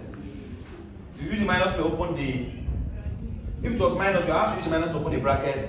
So minus 4, that will be minus 4, minus times minus, plus 1i. You have to use the minus to open the bracket. So it will be 2 plus 3i minus 4 plus 1. Use the minus to open the. So that will be 2 minus 4 minus 2. 3i plus 1i plus 4i. So if this were to be minus in between, the final answer will be minus 2 plus 4. Be careful, if it was minus, use minus to open the brackets.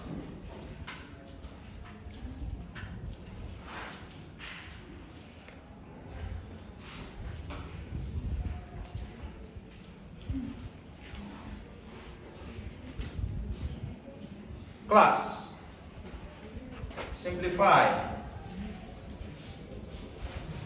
I raised to power minus 1. Simplify what? Option A, I. Option B, minus I. Option C, square root of I. Option D, square root of minus 1. Simplify I raised to power minus 1.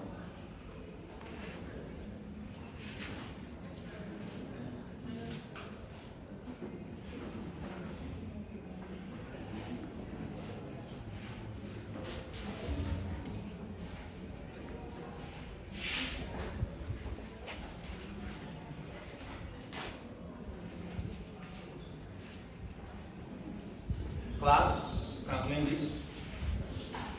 Class, this is simplify I raised to power 3. Let's look at I raised to power 3.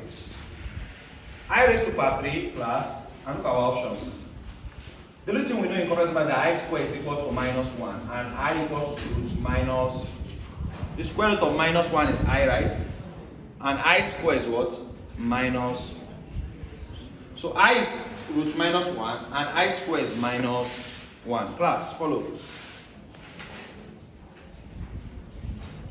So I raised to power 3 is the same thing as I times. Do you agree?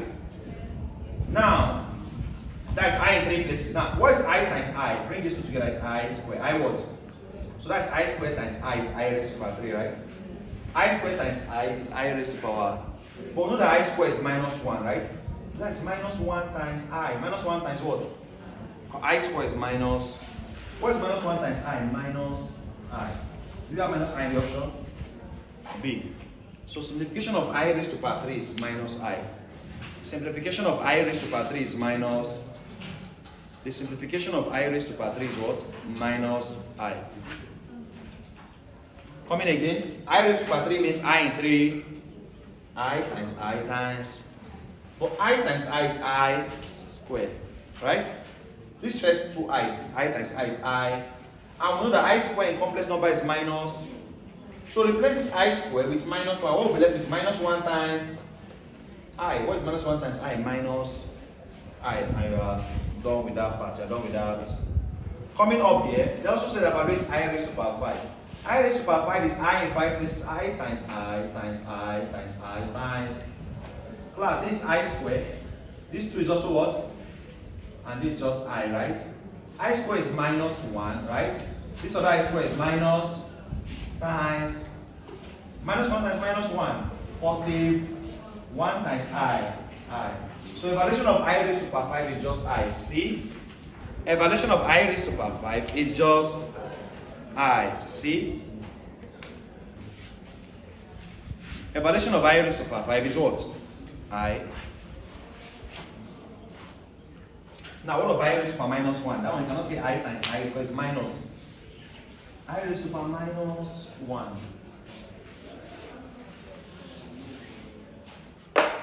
Class, I raised to power minus 1 means 1 all over I raised to power 1. When I raised to minus 1 comes down, it becomes I raised to power 1, right? 1 all over I raised to power.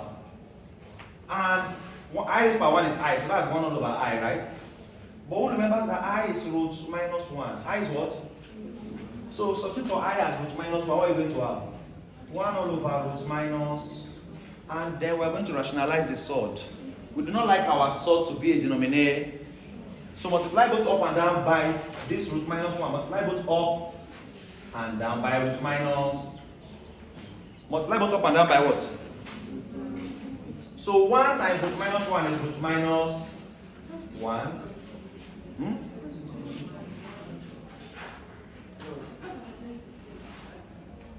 I is root minus 1. What will change to plus? Eh? No. Class, this is source, so this is not complex number. It will not change to plus. And even we have 1 all over 2 plus root 3. To rationalize this, we're going to multiply both up and down by 2 minus root 3. All over 2 minus root. I'm coming to solve this there. I know. I'm coming to multiply both up and down by the conjugate. But when you just have 1, like 1 over root 3, you will not say times 1 minus or what are we doing here? It's just multiply by whatever you have down. That's all. Multiply by whatever you have. But when there's a plus or minus between the denominator, that's when you will do that. I'm coming to solve. So multiply both up and down by root minus 1 root minus. 1 times root minus 1 is root minus 1, right? Now, square root of minus 1 times square root of minus 1 is minus 1. Is what? Class, when you multiply two surds of the same element, the answer is the element. The answer is what? So you have root minus 1 all over minus. And root minus 1 divided by minus 1 is simply minus root minus 1. Minus what? Minus root minus. And what is square root of minus 1? Is it not I? That's minus I. What's root minus 1? I, right? I is root minus. So replace root minus 1 with I, you have minus I, class. I raised to minus 1 is minus I. I raised to minus 1 is minus I. Please, there are several examples, but if I stay here long, I raised to minus 5, go and practice it. I raised to minus 3, go and practice it. Just change it to 1 over I raised to power 5. Oh, we've done I raised to power 5 before, right? What do we have as I raised to power 5? I, right? So that's 1 over I. 1 over what? Since I raised to power 5 is I, so that's 1 over I, but we're not done. I is root minus 1 over root minus. Okay, that means that we have done 1 over root minus 1. Anything you got here is what we'll still have here. So I raised to minus 5 is same as I raised to minus 1, which is minus I. Because it landed us at 1 over root minus 1, right? Which will still give us minus I. If you do it, finish doing it. If you finish doing, you have 1 over I raised to power 3. Because I raised to minus 3 is I raised to power 3 when it comes down. What do we get as I raised to power 3 then? What do we get as I raised to power 3 then, class? Minus I? Minus I. So that is minus root minus 1. Minus root minus. Now multiply both up and down by root minus 1, root minus 1. If you want to do, you can even take it with the minus. If you want. So 1 times minus root minus 1 is minus root minus 1 all over. Minus times minus is plus. Root minus times minus 1 is minus 1. Is minus what? So this is now minus here cancels minus here. You're left with root minus 1. What is root minus 1? I. So I raised for minus 3 is I. Why I raised for minus 5 is minus I. I raised for minus 3 is I. I raised for minus 5 is minus I.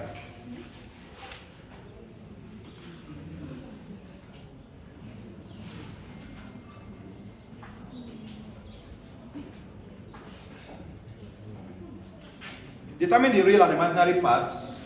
Determine the real and imaginary parts of 3 plus 2i all over 4 minus I. Determine the real and imaginary parts of 3 plus 2i all over 4 minus I. Determine the real and imaginary parts of 3 plus 2i all over 4 minus I.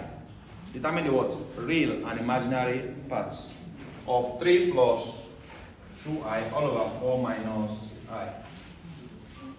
Determine the real and what? What comes to your mind here in this question, class? Conjugate. Conjugate, right? Determine the real and imaginary parts of 3 plus 2i all over 4 minus I. Also, another question. What are the real and imaginary parts of 2 all over 3 plus I plus 3 all over 2 plus I? What are the real and imaginary parts? What are the real and imaginary parts of 2 all over 3 plus I plus 3 all over 2 plus I? What are the real and imaginary parts?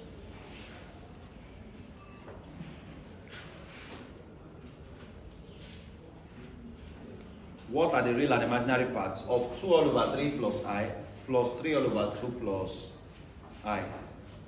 What are the real and imaginary parts?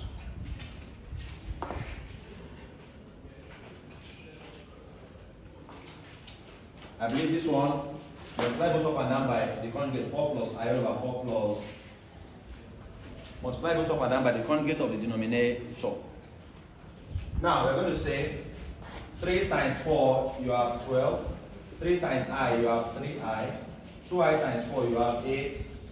2i times I you have 2i squared, which is 2 into bracket minus. I squared is minus 1, remember? That'll be fast in calculation in the exam. I squared is minus. So 2i times I is 2i squared. By 2 minus 1. I squared is minus. All over 4 times 4, 16. 4 times I, 4i. Minus I times 4, minus 4i.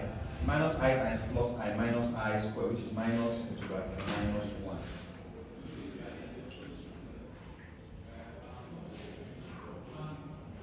Because minus I times plus I is minus I squared. But I squared on its own is minus 1. So that's minus minus 1. 3i plus 8i, 11i. So that is 12 plus 11i. 2 times minus 1, minus 2. All over. Plus 4i minus 5 cancel each other out, right? Minus times minus. Plus 16 plus 1, 17. 12 minus 2, 10. Plus 11i all over 7. 10 plus 11i all over what? Who already got it before I got there? You got it? Now, what is the real and imaginary part? Break it down. 10 all over 17. Because 17 under belongs to both 10 and 11i, right? This 17 below belongs to both 10 and 11i. The 17 below belongs to both 10 and 11i. So that's 10 all over 17 plus 11i all over what? 17. So the real part is 10 over 17. The imaginary part is 11 over 17. The real part is 10 over 17. The imaginary part is 11 over 17. Come in here, class. You cannot do multiply both up and down by the conjugate. First of all, find the LCM. Solve for the what? LCM.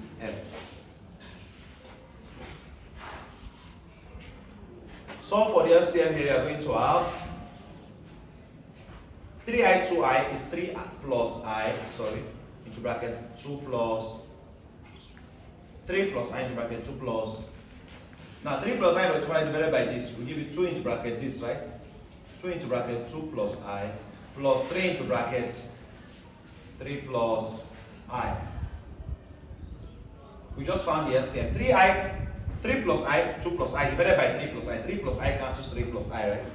You're left with 2 plus I times 2, right? 2 into bracket 2 plus 3 plus I, 2 plus I divided by 2 plus I. 2 plus I cancels 2 plus 3 into bracket 3 plus I is remaining, right? Let's expand it. We're going to have 2 times 2, 2 times I, 3 times 3, 3 times I,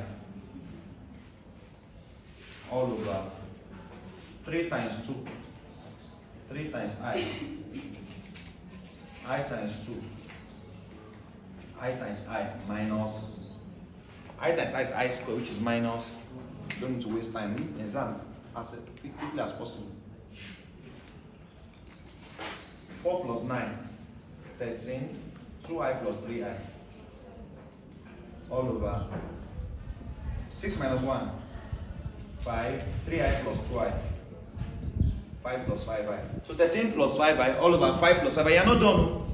It's now time you now rational. Now multiply both up and by the conjugate of the denominator. Multiply both up and down by the conjugate of the denominator. 13 times 5 is 65. 13 times minus 5I minus 65I. 5I times 5, 25I. 5I times minus 5I minus 25. I squared is minus. Coming down, I actually use the difference of 2 squares, but I don't want to start asking me a question. But this 5 plus 5I, 5 minus 5I, I can say it's same as 5 squared minus 5I, or difference of 2. A plus B, A minus B is A squared minus B squared. 5 plus 5I, 5 minus 5I is 5 squared minus 5I, or if you know what I mean. Now, should be done with this. So we're going to say 65 minus 65I plus 25I is minus 40I. Minus 25 times minus 1 plus 25 plus 65. 25 plus 65 is 90. So 90 minus 40I is what's left up here. All over 5 squared is 25. 5 squared is also 25. I squared is minus 1. That will be plus 25. 25 plus 20. That will give you 90 minus 40I all over V. 9A and B part, what we have? 90 over 50 minus 40I over 0 cancel 0, 0 cancel. You have 9 over 5 minus 4 over 5I. My real part is 9 over 5. My imaginary part is 4 over 9 over 5 minus 4 all over 5. My real part is 9 over 5. My imaginary part is 4 over minus 4 over. My real part is 9 over 5. Imaginary part is minus 4 over 5. Class, think I've done justice to complex numbers. Bye bye, sir. Bye bye, sir. Now, 3 more topics. Trigonometry, Please note that every other topic that is not mentioned there has been taught and a video has been recorded already. I will post it to all our groups. Let everybody just study and pass. But study and do what to pass. So that you have it. Now, let's quickly go to trigonometry. Yes, writing right fast.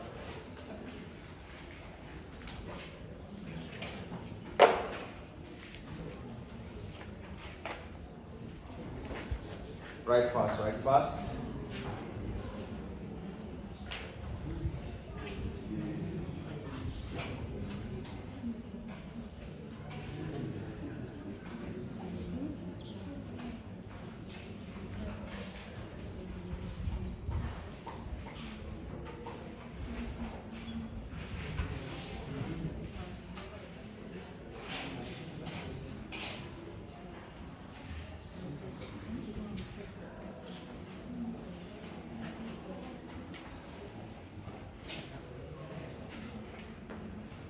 Make sure you go and watch that video on alpha and beta roots. They like bringing it out to Math 110.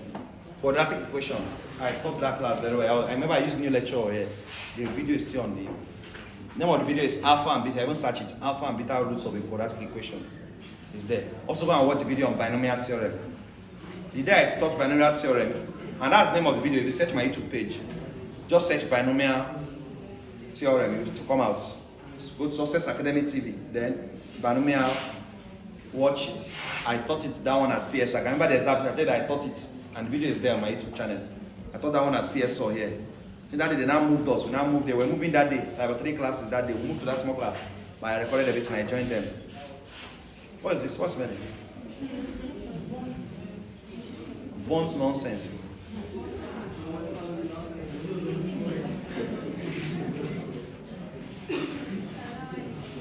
Then watch that video on binomial theorem. Watch that video on polynomials, remainder and factor theorem. I've taught it. Long division of polynomial, remainder theorem. Watch, just search for these things on the YouTube channel, you see it. Some of you are students, you are not subscribed to our channel. It doesn't take any, just click subscribe, that's all.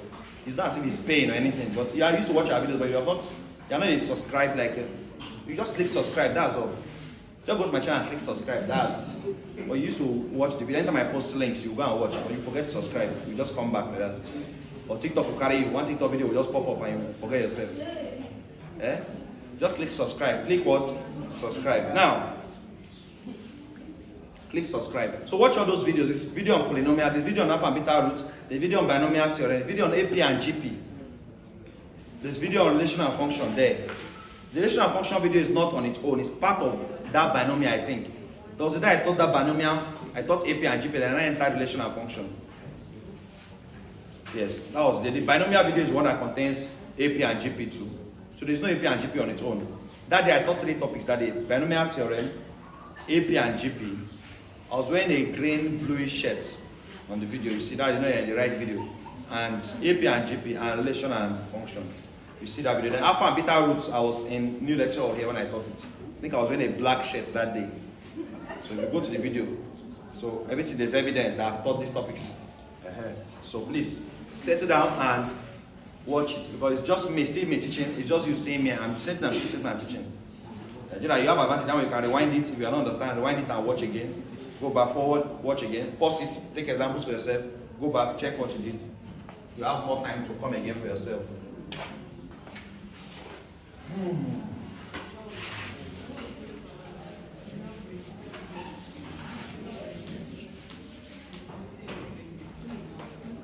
Class, you want trigonometry means geometry of triangles. Geometry of what? Trigonometry. Geometry. The study of the geometry of triangles is trigonometry. So the alpha and omega of trigonometry is triangles. Is what? Triangles. The word trigonometry, geometry of triangles. And in order to understand triangles very well, there are some things you should know. Class, we already know that 2 pi is 360 degrees, and 1 pi is 180 degrees. 1 pi is 180 degrees. Now, let us start with a right angle triangle. So class, we're looking at trigonometry, you're looking at triangles. You know we have different kind of triangle. We have the collateral triangle, we have the isosceles triangle, we have the scaling triangle. When we have all the sides equal, when we have 2 sides equal and one side is different, and when we have all the 3 sides are different. We have acute angle. From a secondary school, they taught you acute angle, right? Taught you obtuse, taught you complementary angles, all those are primary school work. Supplementary angle, they taught you on secondary school. Now, let's look at this right angle triangle, where you have subtended by an angle theta, and you have an angle like this. Class, know that the longest side is the hypotenuse. This side is the opposite, and this side is the adjacent. How do you know the opposite? The opposite is the side of the triangle that the angle is facing directly, opposite to the angle. Opposite to the opposite, adjacent. Now, first things first, class. This SOCATRA I usually talk about is from trigonometry that I started with. SOCATRA is a trigonometric topic. Class. SOCATRA is the foundation of everything you do on that trigonometry. I won't be surprised if have they taught trigonometry in your lecture? Not even sure, but you see that they bring it in the exam. During Nigeria, that someone has mind to set exam or what is not teach. Yes, what's the exam? Exam is testing you on what I taught to know whether you understood, not to know whether you will pass. I want to know if you don't understand, that means I have not teach you well. A failure of a student do you know that when a student fails, it shows poor teaching. It doesn't show poor, because why is this a teacher? Examination is part of the syllabus of a teacher's work. After the teacher has taught, is to examine if what he has taught has been rightly passed. And when they say come and do it again, it's not on you, it's on the teacher. Say, come, let me teach you again, I did not teach you well. To carry over means come and learn it from me again. Let me teach you. Why are you laughing? I'm making carry over look good, Abby. Carry over means come and learn it from me. Sorry, I did not teach you well. Anytime you fail a course, it's the lecturer's fault, not your fault. Sorry, I did not teach you. Come again, let me teach you. Come back in 200. Come back in 200 level, let me teach you again. Sorry, I did not teach you. You say come back in final year. Come back in 200 level, let me teach you again. So lecturer now teaches you again, so you now pass, okay, you now on that. So exam is almost like a feedback from teacher. Whatever I've taught you, you understood all. So when you now set the exam or something that you do not even teach, I can pick 15 questions from your exam at 120 that I'm sure your lecturer has not taught something like that in his class. He may have taught differentiation, but he did not go that deep. Even in his lecture, he did not go that. Integration, some wicked integration. Ancestral integrations. I'm not sure they went that deep in the lecture. I'm not sure they went that deep, but it's being asked in the exam. I didn't even reach integration before they start the exam. I'm not sure they even finished integration. I think they were on differentiation before they called for exam. So you set the exam on question that you did not teach. Some odds did not reach integration before they stopped teaching. Because I'm sure every lecturer was so surprised that the exam was old. Because if you see that directs everything in school now, exam was old. I'm sure lecturer was thinking that it would be shitty, but people have not even done clearance. So they too were surprised the exam was old itself. So this said the exam was old by all means. So they set the exam on some topic that they did not even. So he said some odds did not cover integration. And there were a lot of integration questions in the exam. How? You're asking questions on what you did not. That's not an exam then. That's a trap. What? It's a trap. Soka. So means sine opposite over hypotenuse. Ka, cos. Adjacent over hypotenuse. Twa, tan, opposite over adjacent. These cows, they are really messing up this place.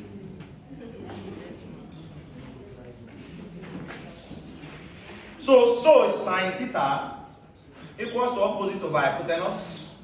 Ka, cos theta equals to adjacent over twa, tan theta equals to opposite over what? Adjacent.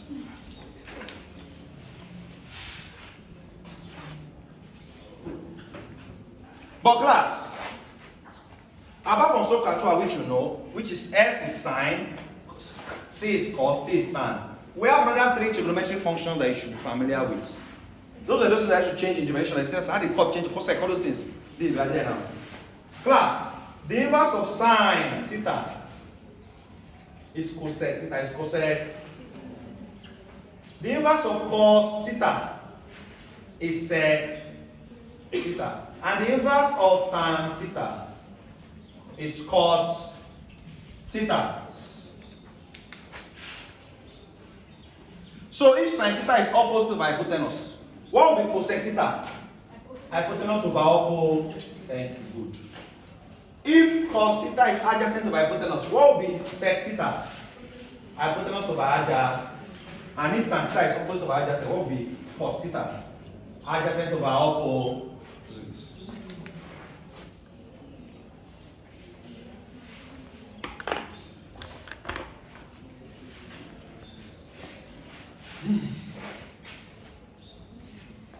Write down sine of trig functions in different quadrants. Sine of trigonometric functions in different quadrants. Sine of trigonometric functions in different quadrants. Sine of trigonometric functions in different quadrants. Sine of trigonometric functions in different quadrants. Sine of trigonometric functions in different quadrants.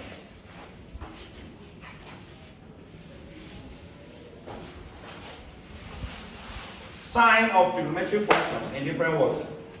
Quadrants. Class, we have 4 quadrants. In the first quadrant, all trigonometric functions are positive. We have sine, we have tan, and we have cos. Class, this is the first quadrant, this is second, this is third, and this is fourth. Some of you should remember this from secondary school, right? Yes. It's just that some of these things are just trying to work on your foundation in year one. Class, everybody is positive in this first quadrant. Sine, cosine, and tangents. When it comes to second quadrant, only the sine is positive, the rest are negative. So cosine is negative, tan is what? In the third quadrant, class, tan is positive. And what makes up the first quadrant? Between 0 to what? 90. From 90 to 180 is second quadrant, right? 180 to 270 is the third. And 270 to what? 360 is the fourth quadrant. Class, that's why if you type sine 90 in your calculator, you have a positive answer. Type cos 90, positive answer. Tan 90, positive. Everybody's positive from 0 to.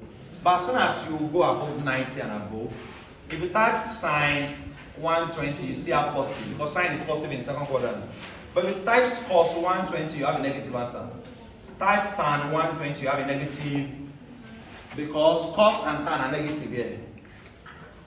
In the third quadrant, the tan is positive, every other person is negative. In the fourth quadrant, the cos is what?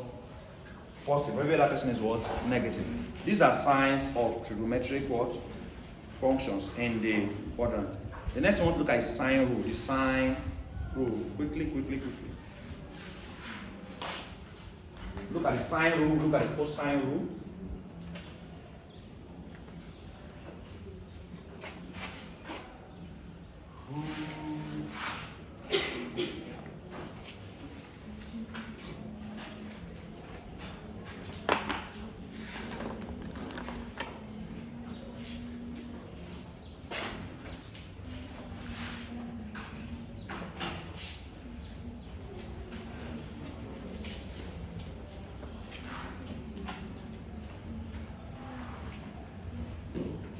Some people just resume clearance exam. They did not learn anything. Some people have not entered one lecture up. That's why they did that physics practical on the exam. They know that if they use what they do in practical, some people have not done practical. You know 2 physics that day, right? 101 and 10. Their exam is what will count in your practical. They just want you to buy manual because of these people that got admission. These people that got admission late, they did not do when they do practical, they just say exam, clearance exam. Some people they even still get their math number and it's very number some people used to write. So is that is 102 that is the practical score, the one that you wrote the exam. That one that they can use to grade everybody. They can use to grade because that's what they will use. Because if they use only practical, some people have not done practical, semester is over. They are writing exam, you can't do anything again. Once exam starts, that semester is over. So any other thing you have done is nullified. So that way they set, this is the first time, this is the first time we're writing practical exam in report. They ask us, but they have never written practical exam. Tell you that they want that one to count for practical. Why? Because this is the first time they are setting exam this early. So that practical exam, 25 questions they gave you, right? Each question carries 2 marks or so. That will be your main score for practicals. Now, for those that didn't do practical from 5th list, that last list they released, that's their practical score. They didn't do practical. I won't be surprised. That chemistry, you might write 2 chemistry. I won't be, because we have Chem 107 and Chem 101, which is Chem 130. Chem 130 and Chem 107. We might do 2 chemistry because these people that resume late. We might do 2 chemistry. We first serve you the appetizer first. That's the chemistry practical. They give you that one to use to arrange your system. Then now land with the other one. So when they first saw the first, they said that exam simple, thank God. And that first one, they brought simple harmonic motion, Abby. Brought things on simple harmonic motion, period. We revised simple harmonic motion that day, right? During our revision. I was just happy. I said, when I learned that simple harmonic motion, brought simple harmonic motion, wavelength, this one, that period, this, angular frequency. They brought different Venn caliper, don't know, micrometer screw gauge. The simple way. I said, thank God, this one, we clear this one. They now brought the main physics. Then the main physics was 20 OBJ, and the other one was the other subject. enter subjective. Please. Sine rule, class.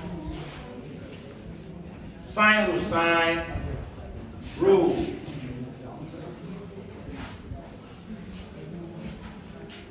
A, B, and C. This angle A, this angle B, and this angle.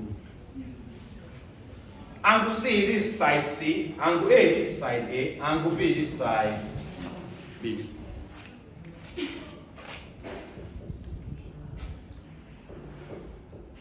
Class, very simple. The sine rule just tells us that A all over sine A equals to B all over sine B equals to C all over sine C.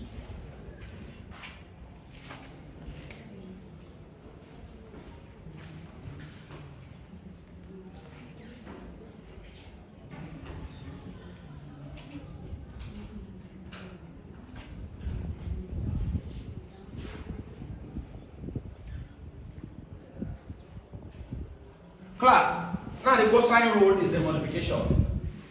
In the cosine rule is used when two sides are known. Two sides are what? They give you side B and C, but they don't give you side A. But angle A is known and angle B and C are not.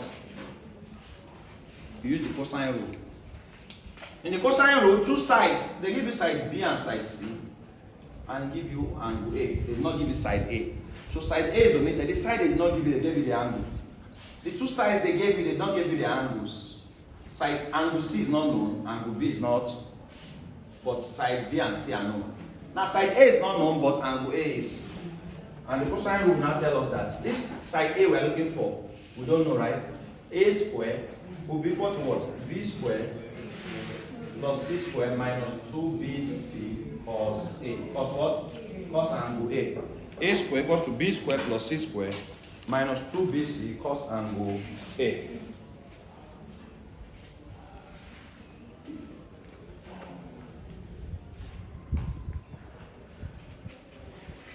Class, when are two angles said to be complementary? Two angles are said to be complementary if the sum of the angles gives what? 90 degrees. 90. Two angles are said to be complementary if the sum of the two angles gives 90 degrees. And two angles are said to be supplementary if the sum add up to 180. Supplementary if the sum of the two angles add up to what? 180 degrees. After you are done writing this, let's go to trigonometric identities. That's where the real work is.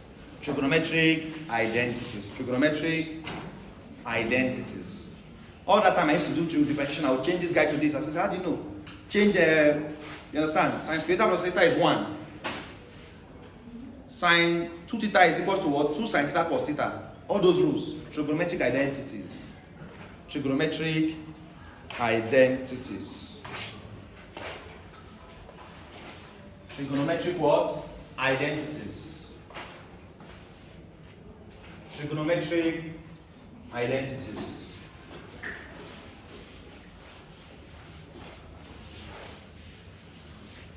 Trigonometric identities. Are you ready? Class, let's start with the easy one. Tan theta equals to sin theta all over cos. Another simple one, cos square theta plus sin square theta is equal to 1. Cos square theta plus sin square theta equals to what? 1. Another simple one, cot theta, cot equals to cos theta all over sine. Class, do you know why you agree with this? Don't forget that cot is the inverse of tan, right? Cot is the inverse of what? So if tan is sine over cos, what must be cot? Cos over, because cot is the inverse of tan. Cot square theta plus 1 equals to cosec square theta. Cot square theta plus 1 equals to cosec square theta. Cot square theta plus 1 equals to cosec square, and 1 plus tan square theta equals to sec square theta. 1 plus tan square theta equals to sec square theta.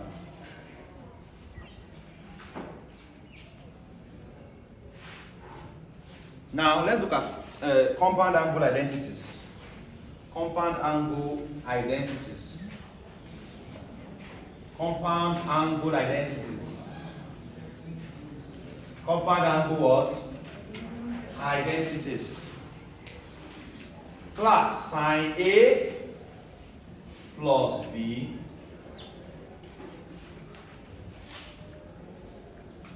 sine A plus B equals to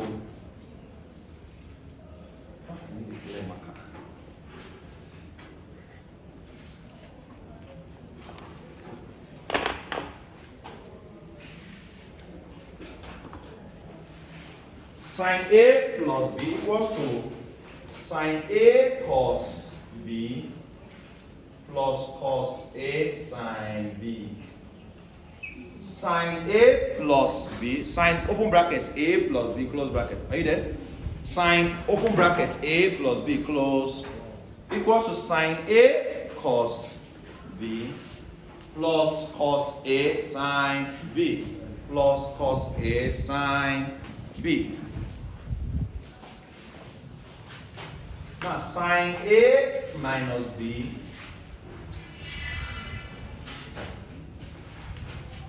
sine A minus B equals to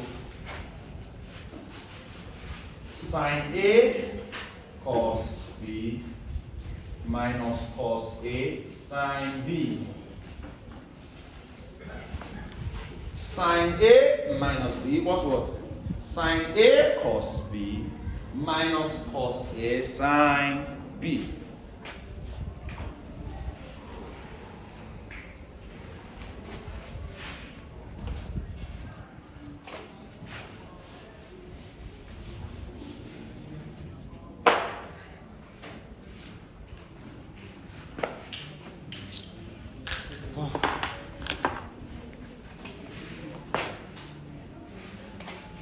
Now cos A plus B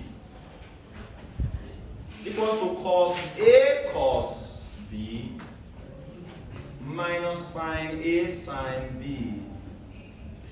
Cos A plus B equals to what? Cos A cos B minus sine A sine B. What of cos A minus B?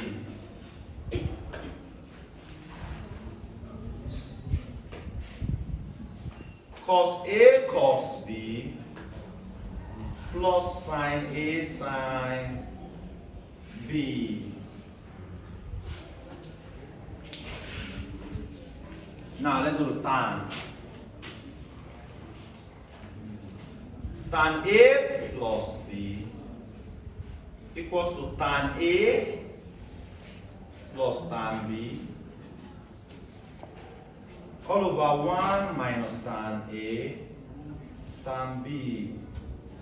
Tan A plus B equals to tan A plus tan B all over 1 minus tan A tan B. Now let's look at tan A minus B.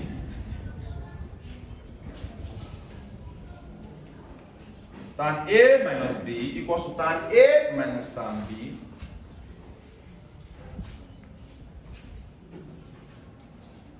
I'm sure you have not been taught this in lecture, right?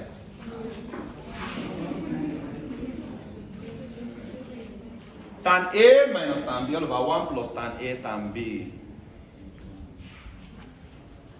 We still have double angle identities. Double angle what? Sine 2A.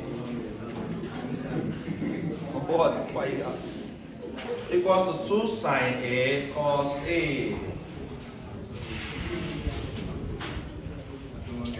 All right, this one down. Let's take questions.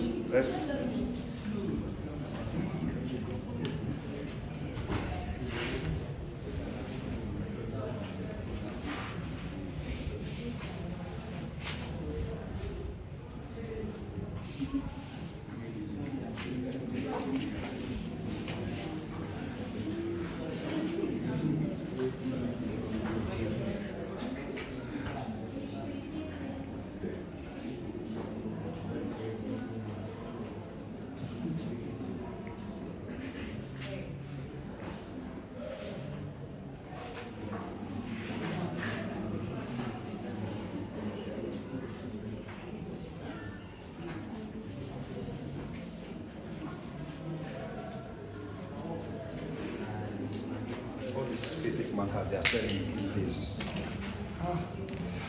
You buy marker now and the ink has finished and it's very expensive.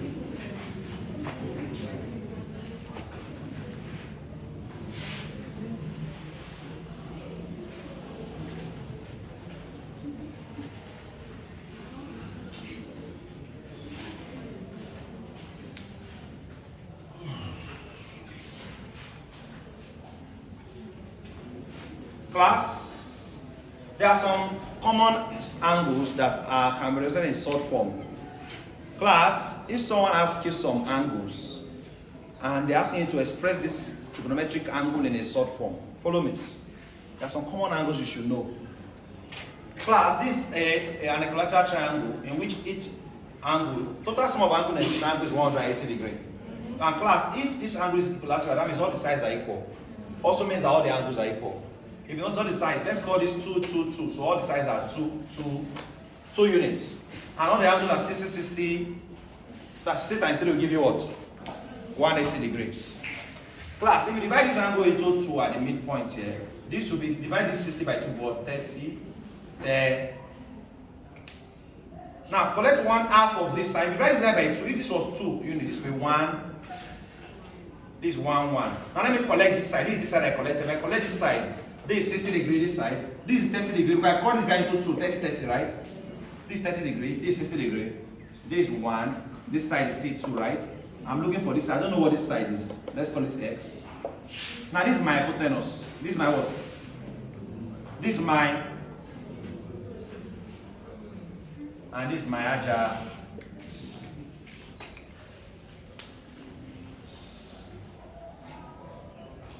Class, if we are using 60 degrees, this is my opposite. If we are using 30 degrees, this is mine.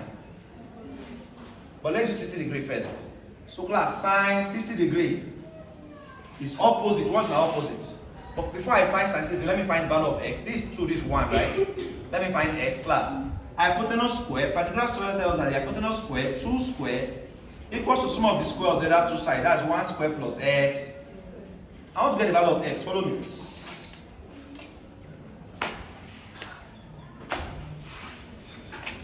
2 square is 4, 1 square is 1, equals to x, plus x.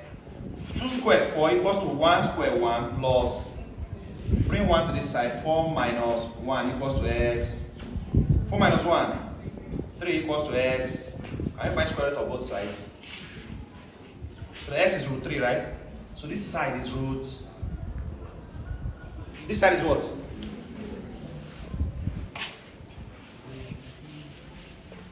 So class, we have to find sine 60. Using 60 as my reference point. Sine 60, sine is opposite over. Sine 60 is opposite, which is root 3. Hypotenuse is what? So my sine 60 is root 3 over 2. My sine 60 is what?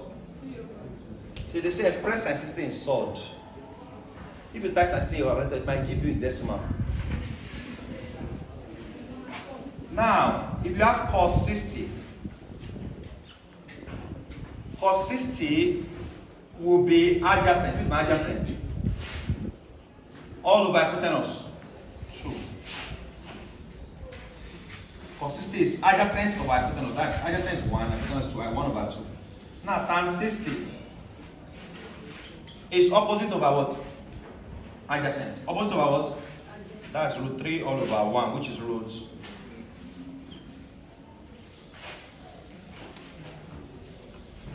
Now the logic about maths, this trigonometry, that they will say without using calculator, fine, but class still use calculator. Say without using calculator, okay, no problem.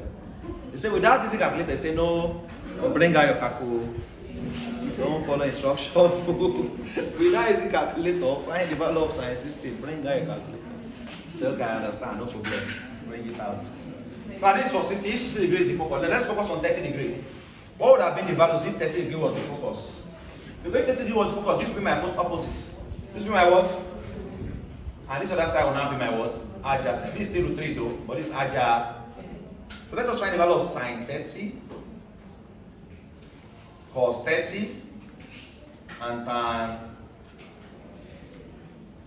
special angles. Sine 30, so opposites 1, all over adjacent, over hypotenuse, sorry, 2, right? So it's opposite of hypotenuse, right?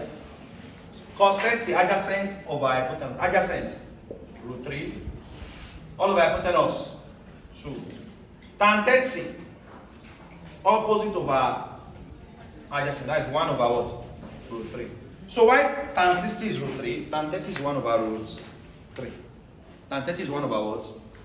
Without using, this is what they mean by without using calculator, but use calculator, guys. See that you use the triangle to discover angles, and if you check all this in the apparatus, I've not touched calculator yet.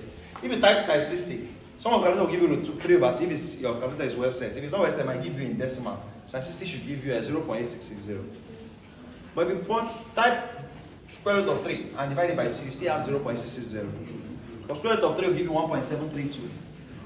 Divided by 2, you have 0.866. You see? How do I know those things? It's calculation now. It's calculation. Now, class. That's that. Now, we still have another triangle to demystify. This one, we want to look at 45, 45. Let's bring out the right angle triangle, in which this is the right angle and these two sides are equal. What is the name of the name given to the triangle which two sides are equal and one side is not equal? Hypotenuse, right? 45 for 5 degrees. Now, this is my hypotenuse, this is my opposite, this is my adjacent.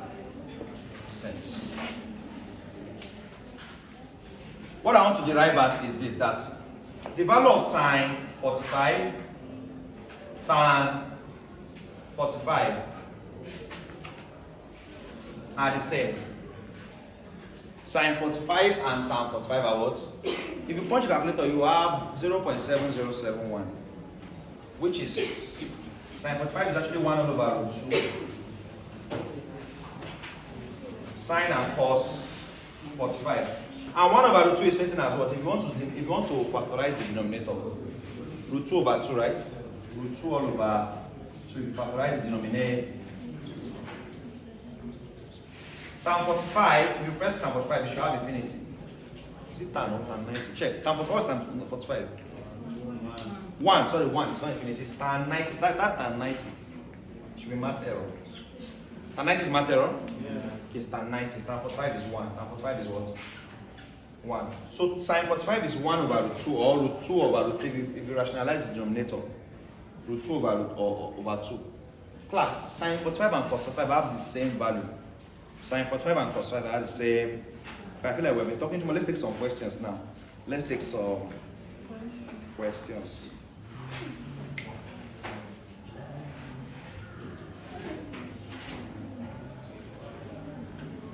Class, if someone say evaluate sine 45 plus sine 35, sine what?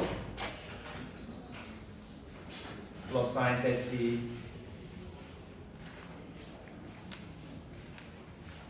And look at your options. I want to ask what will you do?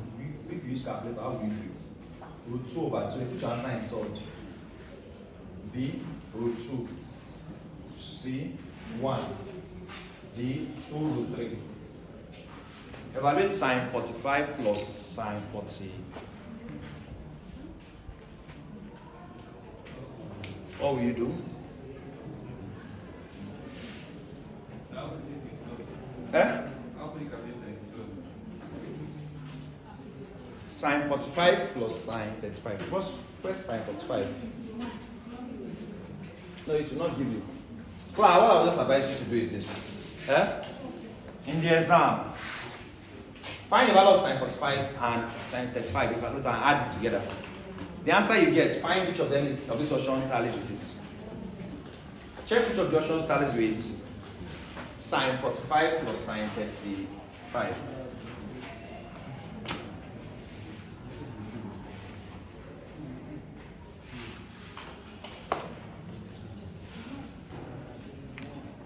Punch sine 45. Of course, we know that sine 45 is 1 over root 2 or root 2 over 2. Now punch sine 35. Add the two values together and find which of this option has the same value as what you have. Simple. It's calculator work. You don't need to touch any pen. A, right? Root 2 over. Someone has gotten it. Don't waste time. You don't need to punch anything. Don't punch any. Sine 45. It's not A. What did you have? Which is what? Do it well. Type sine 45, what will you have? Let me check what I have in my book here.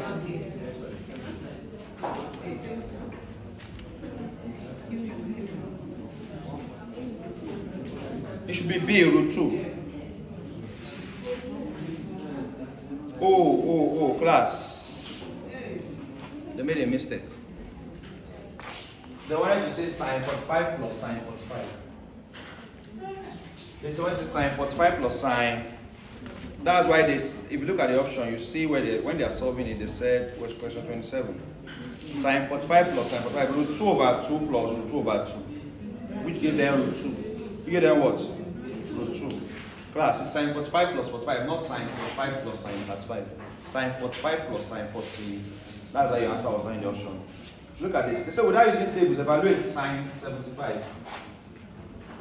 Without using table, evaluate sine 75 degree. Hey, look at the options. Root 3 minus 1 into bracket root 2 all over 4. B. Root 3 minus 1 into bracket root 2. C. Root 3 minus 1 root 2 all over 2. D.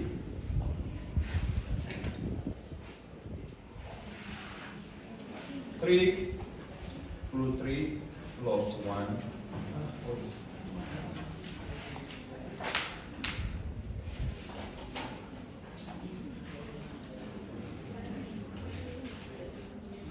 Root 2.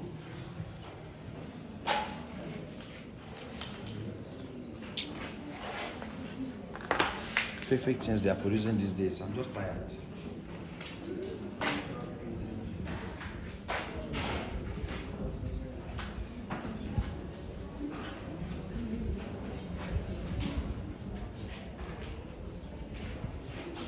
Class, they are forcing you to do something. If you press sine 75, you have an answer in your calculator.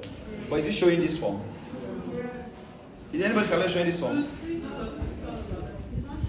You got root 6 plus what? Is it in the option? Root 6 plus root 2 all over.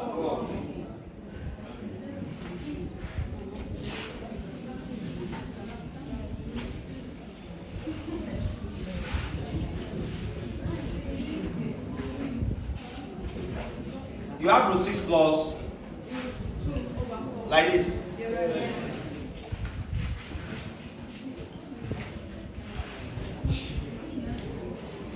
Is any of your answers here looking like what you have?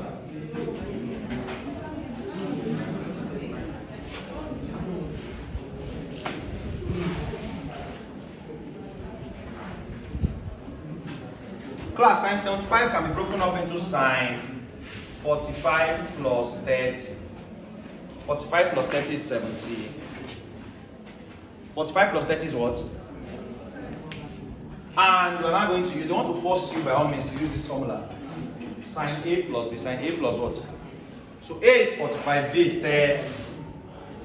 Sine A plus B equals sine A cos B, right? Plus cos A sine B. Sine A plus B equals what? Sine, that's A is 45, B is. So following the rule now, sine 45 plus 30 equals what? Let's write up sine 45 cos 30 plus cos 45 sine 30. Sine 45 plus 30 equals what? Sine 45 cos 30 plus what? Cos 45 sine. Class, without wasting more time. What is sine 45? It's not 1 over root 2. What's cos 30? Cos 30 is root 3 over 2. Do you remember? In short form. This is the only way you deal with this guy. Before you start looking for which then looks like your answer. Plus, what's cos 45 is also 1 over root. And what's sin 30? 1 over 2. Sin 30 is 1 over. Class, with this, it's very forcing us to, because what are we doing is surds. It's addition of surd, rationalization of surds. Same thing we're doing here. 1 times root 3 is root 3. All over root 2 times 2, 2 roots. Plus 1 times 1, 1 all over 2 roots, 2. So LCM here is what? 2 roots 2. 2 root 2 into root 2. 1 times root 3 root 3 plus 2 root 2 into root 2. 1 times 1. So our final answer is now root 3 plus 1 all over 2 root 2. Root 3 plus 1 all over 2 root 2. But you see? But now what we'll do now is rationalize. We'll do what? Because if you notice, we have a denominator as a surd. Multiply both up and down by denominator times root 2 over root. Root 3 times root 2 is root 6. 1 times root 2 is root 2. 2 times root 2 times root 2 is 2. 2 times 2. Root 6 plus root 2 all over 4. Then why are we not going to answer in the option then? Ah. No.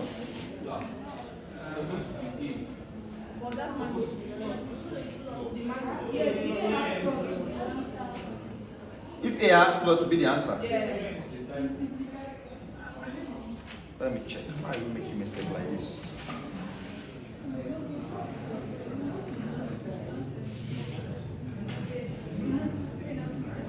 Class, you are correct. It's supposed to be plus. It's supposed to be what? Plus. They got plus the final answer. So if we have plus, it could have been correct. How do we make our answer now? How is the answer now equal to this? If we are saying that, okay, it's correct, I understand. If you factorize root 2, you factorize what? Class, root 2 can go in root 6, root 3 will come out, right? If you bring out root 2 from root 6, you have root. Bring out root 2 from here, you have 1. So root 2 plus 1 into bracket, root 3 plus 1 into bracket root all over. Okay, correct. Please, let me collect marker from that woman. 2 black markers. Tell her success is to collect 2 black markers. Two original black markers, please. Because how can I get 2 markers? That cannot be enough for just one class. 2 markers cannot be enough for one. They are just selling fake and they have increased price. This generation, we are buying things very expensive but low quality. We are spending more but getting less. It's very, very unfortunate. I bought 2 marker prices and they are off and they cannot even last one class 2.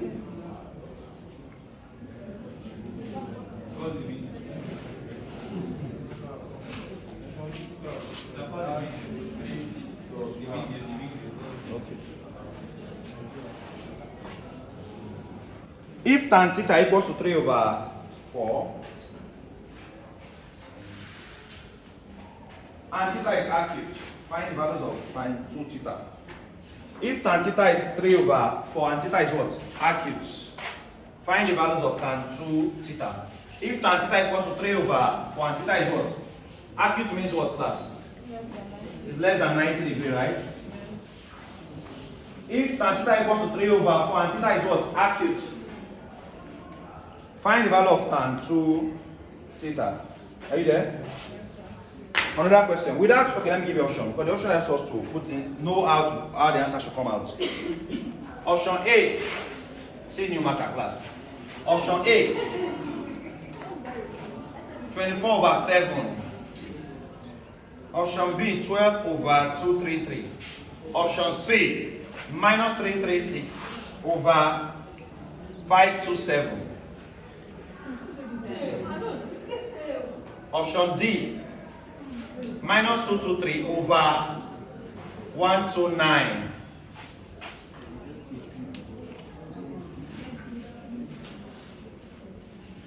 Another question, express. Another question, express 2 sine 14 cos 14 degrees.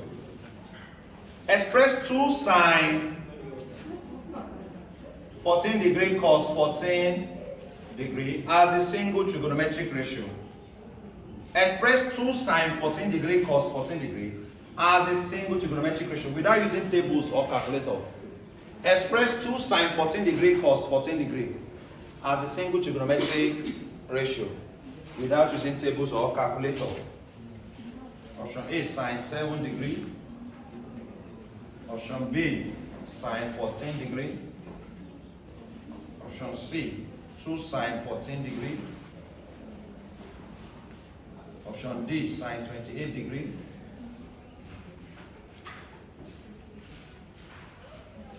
Another question.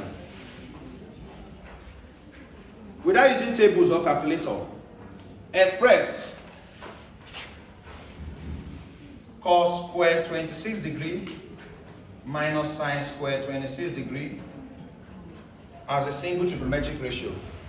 Cos square 26 degree minus sine square 26 degree as a single trigonometric ratio. Option A, cos 26 degree. Option B, cos 13 degree. Option C, cos 52 degree. Option D, cos square 26 degree.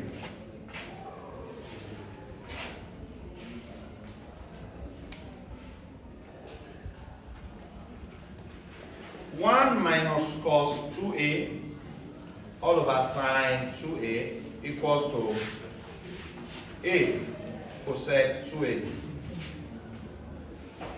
B sec A, C tan A, D cot A.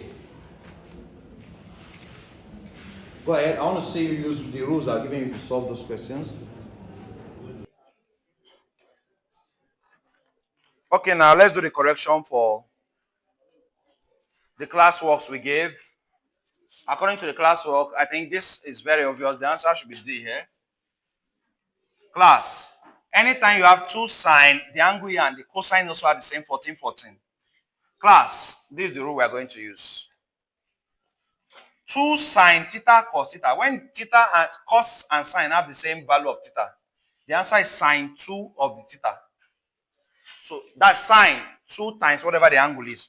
So the final answer to this question, 2 sine 14 cos 14 is sine 2 into bracket 14, sine 2 theta. Following this rule, that sine 2 theta equals to 2 sine theta cos theta. So 2 sine theta cos is sine 2 theta. Who is theta? 14. Do you get? 2 sine theta cos 2 sine 14 cos 14. What is 2 sine theta cos theta? Only sine, but 2 theta. Yes, but if they are different, the rule will not work. So 2 sine 14 cos 14 is sine 2 times 14. Class, are you following? What is 2 times 14? 28. That's sine 28. And that's D. That's what? D. There's a longer trial and error method. If you want to use formula method, is actually find the value of 2 sine 14 cos 14, the answer, and check which of these options is equivalent. If you actually check sine 28, put it aside, the answer, and check first check sine 14 and check sine cos 14 and multiply it by 2.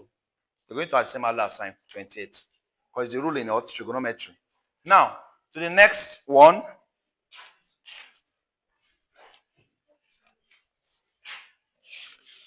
Look at this. Cos square 26 minus sine square 26. We follow this rule, class. Follow me. Cos square theta minus sine square theta is cos 2 theta. Cos 2. So cos, that means the angle must be the same. Follow. So cos square 26 minus sine square is, cos is cos 2 times 20. Because cos square theta minus sine square, if the theta here are the same and there's minus between them, cos and sine is cos only, but 2. When is it sine only? When it is 2 sine theta cos theta is sine 2. So sine 2 theta has a formula, cos 2 theta has a formula, tan 2 theta also has a, tan 2 theta also has a. So 2 times 26 give you what? 52. So the final answer is cos 52. See, cos 52 what? C. Are we together? Cos 32 what? C.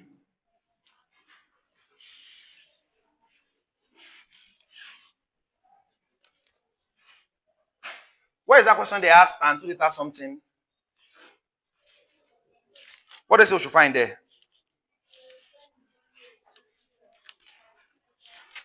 Find the value of what?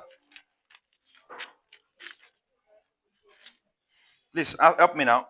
If tan theta equals 3 over 4. If tan theta equals to 3 over, find the value of what? Tan 2 theta. Class, note that tan 2 theta, the formula for tan 2 theta, note this formula down. Is 2 tan theta all over 1 minus tan square theta. Class, 2 tan theta all over 1 minus tan square. So, if tan theta is 3 over 4, find tan 2 theta. So, tan 2 theta will be equal to what? 2, what's tan theta? 2 into bracket 3 over 4, right? All over 1 minus, what's tan square theta? That is 3 over 4 all square. Because if tan theta is 3 over 4, then tan square theta will be 3 over 4 all square. If tan theta is 3 over 4, tan square theta will be 3 over 4 all square. If tan theta is 3 over 4, tan square theta will be 3 over 4 all square. Do you agree?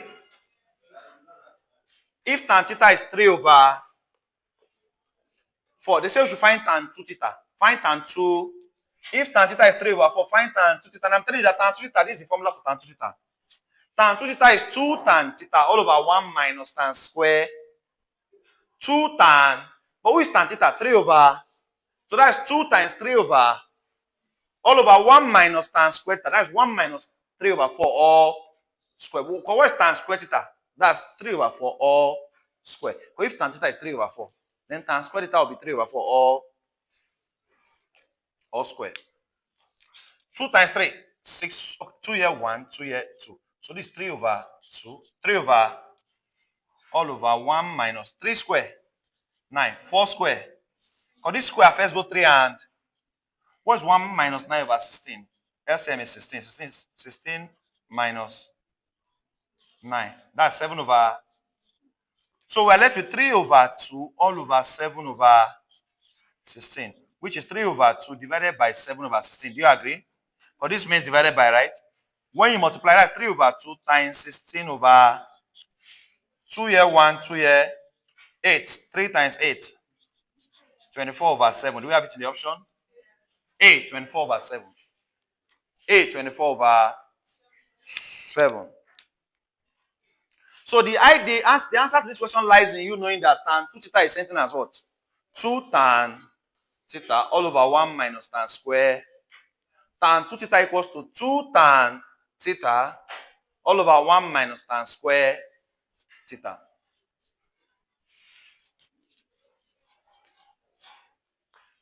There's one more question, right? This.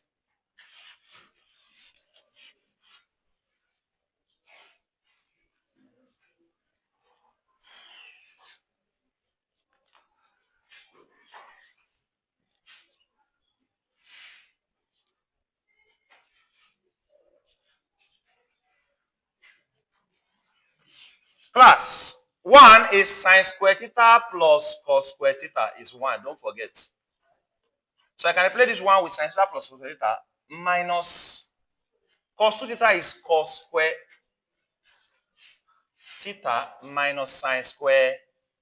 Cos 2 theta is cos square theta minus sine square theta. If I use minus to open this bracket, I will have sine square theta plus cos square theta minus cos square theta, minus times minus, plus sine square theta. I'm solving this question, class. They say we should find 1 minus cos 2a all over sine 2. 1 minus cos 2a all over sine 2a. 1 minus cos 2a all over what? Sine 2a. Okay, let me use a instead of theta. Let me use a instead of, since the question came in a. So 1 is sine square a plus, class is sine square a plus cos square a not equals to 1. Sine square theta plus cos square theta equals to, is the rule I gave you, and I remember. Go back to your rule. So sine square a plus cos square a is, so I'm replacing this 1, class, with sine square a plus cos square a. Cos sine square theta plus cos square theta is 1. I'm using a because my question came in a.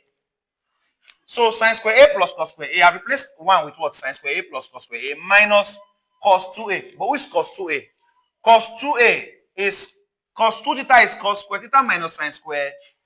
So cos 2A will be cos square A minus sine square A. Cos square A minus sine square A.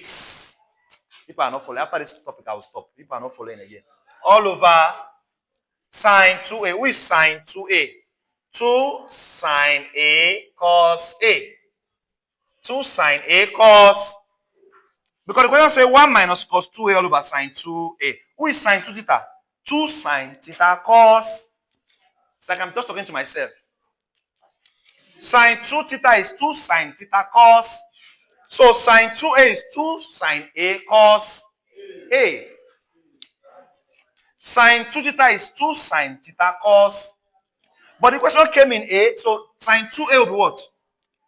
2 sine A cos A. Class, I use minus to open this bracket. This minus to open this cos square theta, cos square A. But minus 9, this minus will become what? So that plus cos square A minus cos square A cancel each other out. And sine square A plus sine square A is what? Sine square A plus sine square A is what? 2 sine square. So we now have 2 sine square A all over 2 sine A cos A. Does the answer look like what you have in the option? No. Keep going. Keep. 2 can cancel 2, class. Sine A can kill 1 sine A here because sine square A means sine A in 2 places. Into this under sine A. This under what? So I left with sine A over cos A, right? And sine over cos is what? Tan A, which is what? C. Can calculator give you this answer? No. What will you punch calculator to? Do you know what is A? You don't know what is. Normally, I will not go this deep, but your math, that mathematics has taught me a lesson. I shouldn't just be doing shallow work. They can just go deep and go into some wicked topics, deep into them. For someone that did not finish syllabus, they should not go that deep. But I don't know. I don't know why. Do you derive pleasure in student failing? I don't know. You should just set simple things and let them just pass. Give them simple things. There, you've not covered. You say you're not covered for them, and you're setting hard questions like that. And you didn't even give tutorial enough time to teach it well. Because I know if the was for, they can actually go deep into those things. But there's not even time. I was rushing those things. When I was teaching all this, I was rushing because there's no time. There's no time. But it's all good. It's all good. It's all good. Hopefully by second semester, they're able to relax and learn well. Learn. Not this rush teaching. I don't even like it. Rush teaching. Rush. Just calm down and teach it very, very well. See, now I've covered only to the complex number. Set. I taught function, inverse of a function. Now trigonometry. In one day. Covering 4. It's too much for someone. Some people don't like mathematics normally. They are not trying to rush 4 maths in one day in their head. It's actually difficult. Even one topic, some people will not understand. Just one topic in a day. They are now rushing 4 in a. It's much. But just find a way and pass it once and for all. So you not do it again. Many of you are not doing math after this. Eh? How did this one? This one, right? Because there's a rule in mathematics that says sine square theta, sine square A plus cos square is 1. Check your book. I said it many times. As you say, when you're in your mind, you put mine, you are saturated already. Sine square A, I'll stop after this one though. Sine square A plus cos square A is what? Is 1. Sine square A plus cos square A is 1. So you can kind of read, at least gain something, if you overpack you and you don't even, it's not by how far, it's how well. The small one they give you, even you can know that one very well first. Come out with your B or C and go your way first. This time around now, if you get B, you try yourself this semester. This semester is not a normal semester. If you get B, you get C, it's okay, I will cover a second semester. I can still cover a second. But what makes up your year 1 CGPA is first and second. So if year 1 shakes small, you sit up with second semester, you still balance it. The whole CGPA, they call it cumulative. You can use 1 semester to balance up another semester. It's called CGPA, cumulative grade point average. Are we together? So even if it's B or C, come on, just go and gather knowledge, watch the other videos I did. Watch the other videos I watched. Put knowledge together and just do something. Because there's no point saturating with knowledge and it's not even entering again. So this one I've forgotten that I told him that sine square A plus square A is 1. Says how do we get 1 here? So I don't know. I'm making the work difficult for me. 1 is sine square A plus, why are you laughing? Because square A is what? It's 1. How many times will I say it? It's like I'm saying it is just going out of people's head. I will teach you to go out. I will teach you to go. Is it that the thing is too much at the same time, Abby? And some people have not even rested from yesterday's Math 120. Ha, this school self, eh? You are still under that trauma. Ha. So please, we'll try. Don't forget about it. Eh? All things are past. All things have become. All things are past. So just do as if you did not write exam yesterday. Just do as if you did not write. Please, try. So sin square A plus cos square A is 1. Now say 1 minus this, you get your final answer.